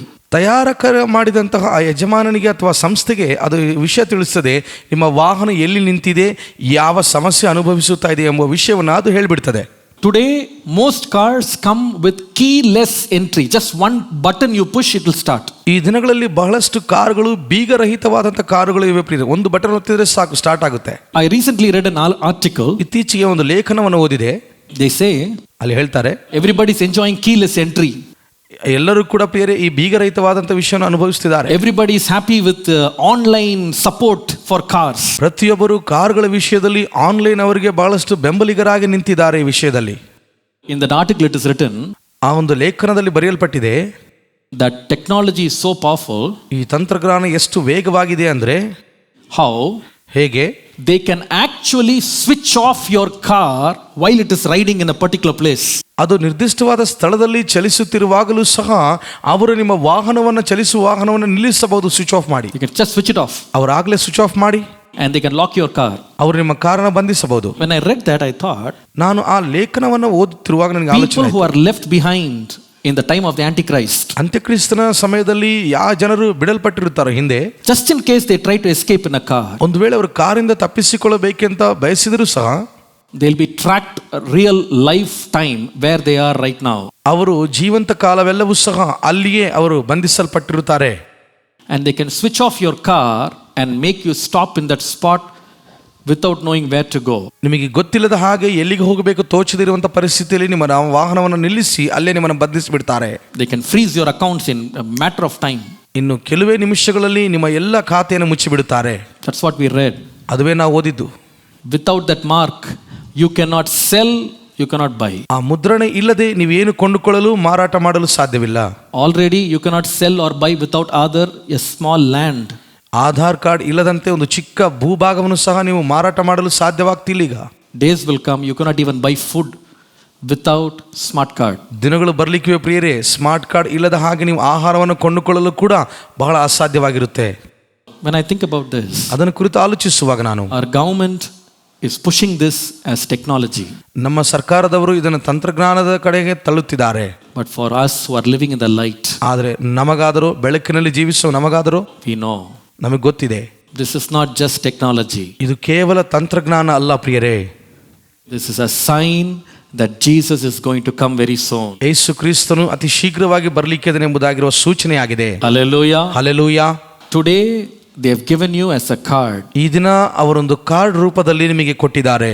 Very soon it will not be in your pocket, it will be in your right hand, it will be in your head. ಅತಿ ಶೀಘ್ರವಾಗಿ ಇನ್ನು ಅದು ನಿಮ್ಮ ಜೇಬುಗಳಲ್ಲಿ ಅಲ್ಲದೆ ನಿಮ್ಮ ಬಲಗೈಯಲ್ಲಿಯೂ ನಿಮ್ಮ ಹಣೆ ಮೇಲೆಯೂ ಅದು ಮುದ್ರಣ ಹಾಕುತ್ತಾರೆ. ಅದು ಹಾಗೆ ಆಗುತ್ತದೆ. It's coming very soon. ಅದು ಅತಿ ಶೀಘ್ರವಾಗಿ ಬರಲಿಕ್ಕಿದೆ. The world is getting ready to face the last days without knowing. ಲೋಕವು ಬಹಳ ವೇಗವಾಗಿ ಕ್ರಿಸ್ತನ ಎರಡನೇ ಆಗಮನದ ಅಂತ್ಯ ದಿನಗಳಿಗಾಗಿ ಸಿದ್ಧತೆ ಹೊಂದುತ್ತಾ ಇದೆ. The question is, ಪ್ರಶ್ನೆ ಏನಂದ್ರೆ ಇಲ್ಲಿ, are we ready to face the last day? ನಾವು ಕಡೆ ದಿವಸಗಳನ್ನು ಎದುರುಗೊಳ್ಳಲು ಸಿದ್ಧರಾಗಿದ್ದೀವೋ? Are we ready for the coming of the Lord Jesus Christ? ಕರ್ತನಾದ ಯೇಸು ಕ್ರಿಸ್ತನ ಎರಡನೇ ಆಗಮನಕ್ಕೆ ನಾವು ಸಿದ್ಧರಾಗಿದ್ದೀವೋ? Every sign is showing us Jesus is coming soon. ಪ್ರತಿಯೊಂದು ಸೂಚನೆ ನಮಗೆ ಬಹಳಷ್ಟು ತೋರಿಸುತ್ತಾ ಇದೆ, ಯೇಸು ಕ್ರಿಸ್ತನು ಅತಿ ವೇಗವಾಗಿ ಬರ್ತಿದ್ದಾನೆ. We come together as a church. ನಾವು ಸಭೆಯಾಗಿ ಒಟ್ಟಾಗಿ ಸೇರಿ ಬಂದಿದ್ದೇವೆ. And we encourage one another. ನಾವು ಪ್ರತಿಯೊಬ್ಬೊಬ್ಬರನ್ನ ಪ್ರೋತ್ಸಾಹಪಡಿಸ್ತೇವೆ. To face the day that is drawing near. ನಮಗೆ ಸಮೀಪವಾಗಿ ಬರುತ್ತಿರುವಂತಹ ಆ ದಿನಕ್ಕಾಗಿ ನಾವು ಎದುರು ನೋಡುತ್ತಾ ಇರಬೇಕು. Jesus is coming soon. ಯೇಸು ಅತಿ ಶೀಘ್ರವಾಗಿ ಬರ್ತಿದ್ದಾನೆ. The sign of our political system, ರಾಜಕೀಯ ವ್ಯವಸ್ಥೆಯಲ್ಲಿ ಕಾಣುಬರುವಂತಹ ಪ್ರತಿಯೊಂದು ಸೂಚನೆಗಳು showing us plainly ನಮಗೆ ಸರಳವಾಗಿ ತೋರಿಸುತ್ತಾ ಇವೆ ಎಲ್ಲ ವಿಷಯ. that Jesus is coming soon. ಯೇಸು ಅತಿ ಬೇಗನೆ ಬರ್ತಿದ್ದಾನೆಂದು. The day is drawing near. ಆ ದಿನವು ಬಹಳ ಸಮೀಪವಾಗಿ ಸಂಭವಿಸುತ್ತಾ ಇದೆ. The weakness of the political systems, ರಾಜಕೀಯ ವ್ಯವಸ್ಥೆಯಲ್ಲಿ ಕಂಡುಬರುವ ಪ್ರತಿಯೊಂದು ಬಲಹೀನತೆಗಳು, the waging of wars between peoples and nations, ದೇಶಗಳ ಜನರ ಮಧ್ಯದಲ್ಲಿ ಕಂಡುಬರುವಂತಹ ಪ್ರತಿಯೊಂದು ಯುದ್ಧಗಳು, and the way making efforts to welcome the Antichrist rule. ಅಂತ್ಯಕ್ರಿಸ್ತನ ಆಳ್ವಿಕೆಗೆ ಸ್ವಾಗತ ಬಯಸುವಂತಹ ಎಲ್ಲಾ ಒಂದು ವ್ಯವಸ್ಥೆ ಮಾಡುತ್ತಿದೆ. Telling us one thing. ಒಂದು ಸಂಗತಿಯನ್ನು ಹೇಳುತ್ತಾ ಇವೆ. Rise up from your sleep. உறக்கத்திலிருந்து எழும்புங்க. இது தூங்குகிற காலம் அல்ல. It's time to be awake and await the coming of the Lord Jesus Christ. ಈ ಸಮಯವು ಎಚ್ಚರವಾಗಿ ಎಚ್ಚೆತ್ತುಕೊಳ್ಳುವಂತಹ ಸಮಯವಾಗಿದೆ. ಕರ್ತನಾದ ಯೇಸು ಕ್ರಿಸ್ತನ ಆಗಮನವು ಸಮೀಪವಾದಂತಹ ಕಾರಣದಿಂದ. ಕ್ರಿಸ್ತನಲ್ಲಿ ಪ್ರೀತಿಯುಳ್ಳ ದೇವಜನರೇ, ಈ ನೇರ ಪ್ರಸಾರದ ಮೂಲಕ ಮೂಡಿಬಂದ ಈ ದಿನದ ಆರಾಧನೆ ನಿಮಗೆ ಆಶೀರ್ವಾದವನ್ನು ಉಂಟು ಮಾಡಿದೆ ಎಂದು ನಾವು ನಂಬುತ್ತೇವೆ. ಇದೇ ರೀತಿಯಾಗಿ ಇನ್ನೂ ಹೆಚ್ಚಿನ ಆರಾಧನೆಯ ವಿಡಿಯೋಗಳನ್ನು ವೀಕ್ಷಿಸಲು ಬಯಸುವರಾದರೆ ನಮ್ಮ AC ಆವಡಿ ಎಂಬ ಯೂಟ್ಯೂಬ್ ಚಾನಲ್ ಅನ್ನು ಸಬ್ಸ್ಕ್ರೈಬ್ ಮಾಡಿಕೊಳ್ಳಬೇಕೆಂದು ವಿಜ್ಞಾಪಿಸಿಕೊಳ್ಳುತ್ತೇವೆ. ಮತ್ತು ಈ ಕಾರ್ಯಕ್ರಮದ ಮೂಲಕ ನೀವು ಹೊಂದಿಕೊಂಡ ಆಶೀರ್ವಾದಗಳನ್ನು ನಮ್ಮೊಂದಿಗೆ ಹಂಚಿಕೊಳ್ಳಲು ಬಯಸುವರಾದರೆ ನಿಮ್ಮ ಸಾಕ್ಷಿಯ ಜೊತೆಗೆ ನಿಮ್ಮ ಸ್ಪಷ್ಟವಾದ ವಿಳಾಸ ಹಾಗೂ ನಿಮ್ಮ ದೂರವಾಣಿ ಸಂಖ್ಯೆಯನ್ನು acavadi@gmail.com ಎಂಬ ಇಮೇಲ್ ವಿಳಾಸಕ್ಕೆ ಕಳುಹಿಸಿರಿ. ದೇವರು ತಾನೇ ನಿಮ್ಮನ್ನು ಆಶೀರ್ವದಿಸಲಿ.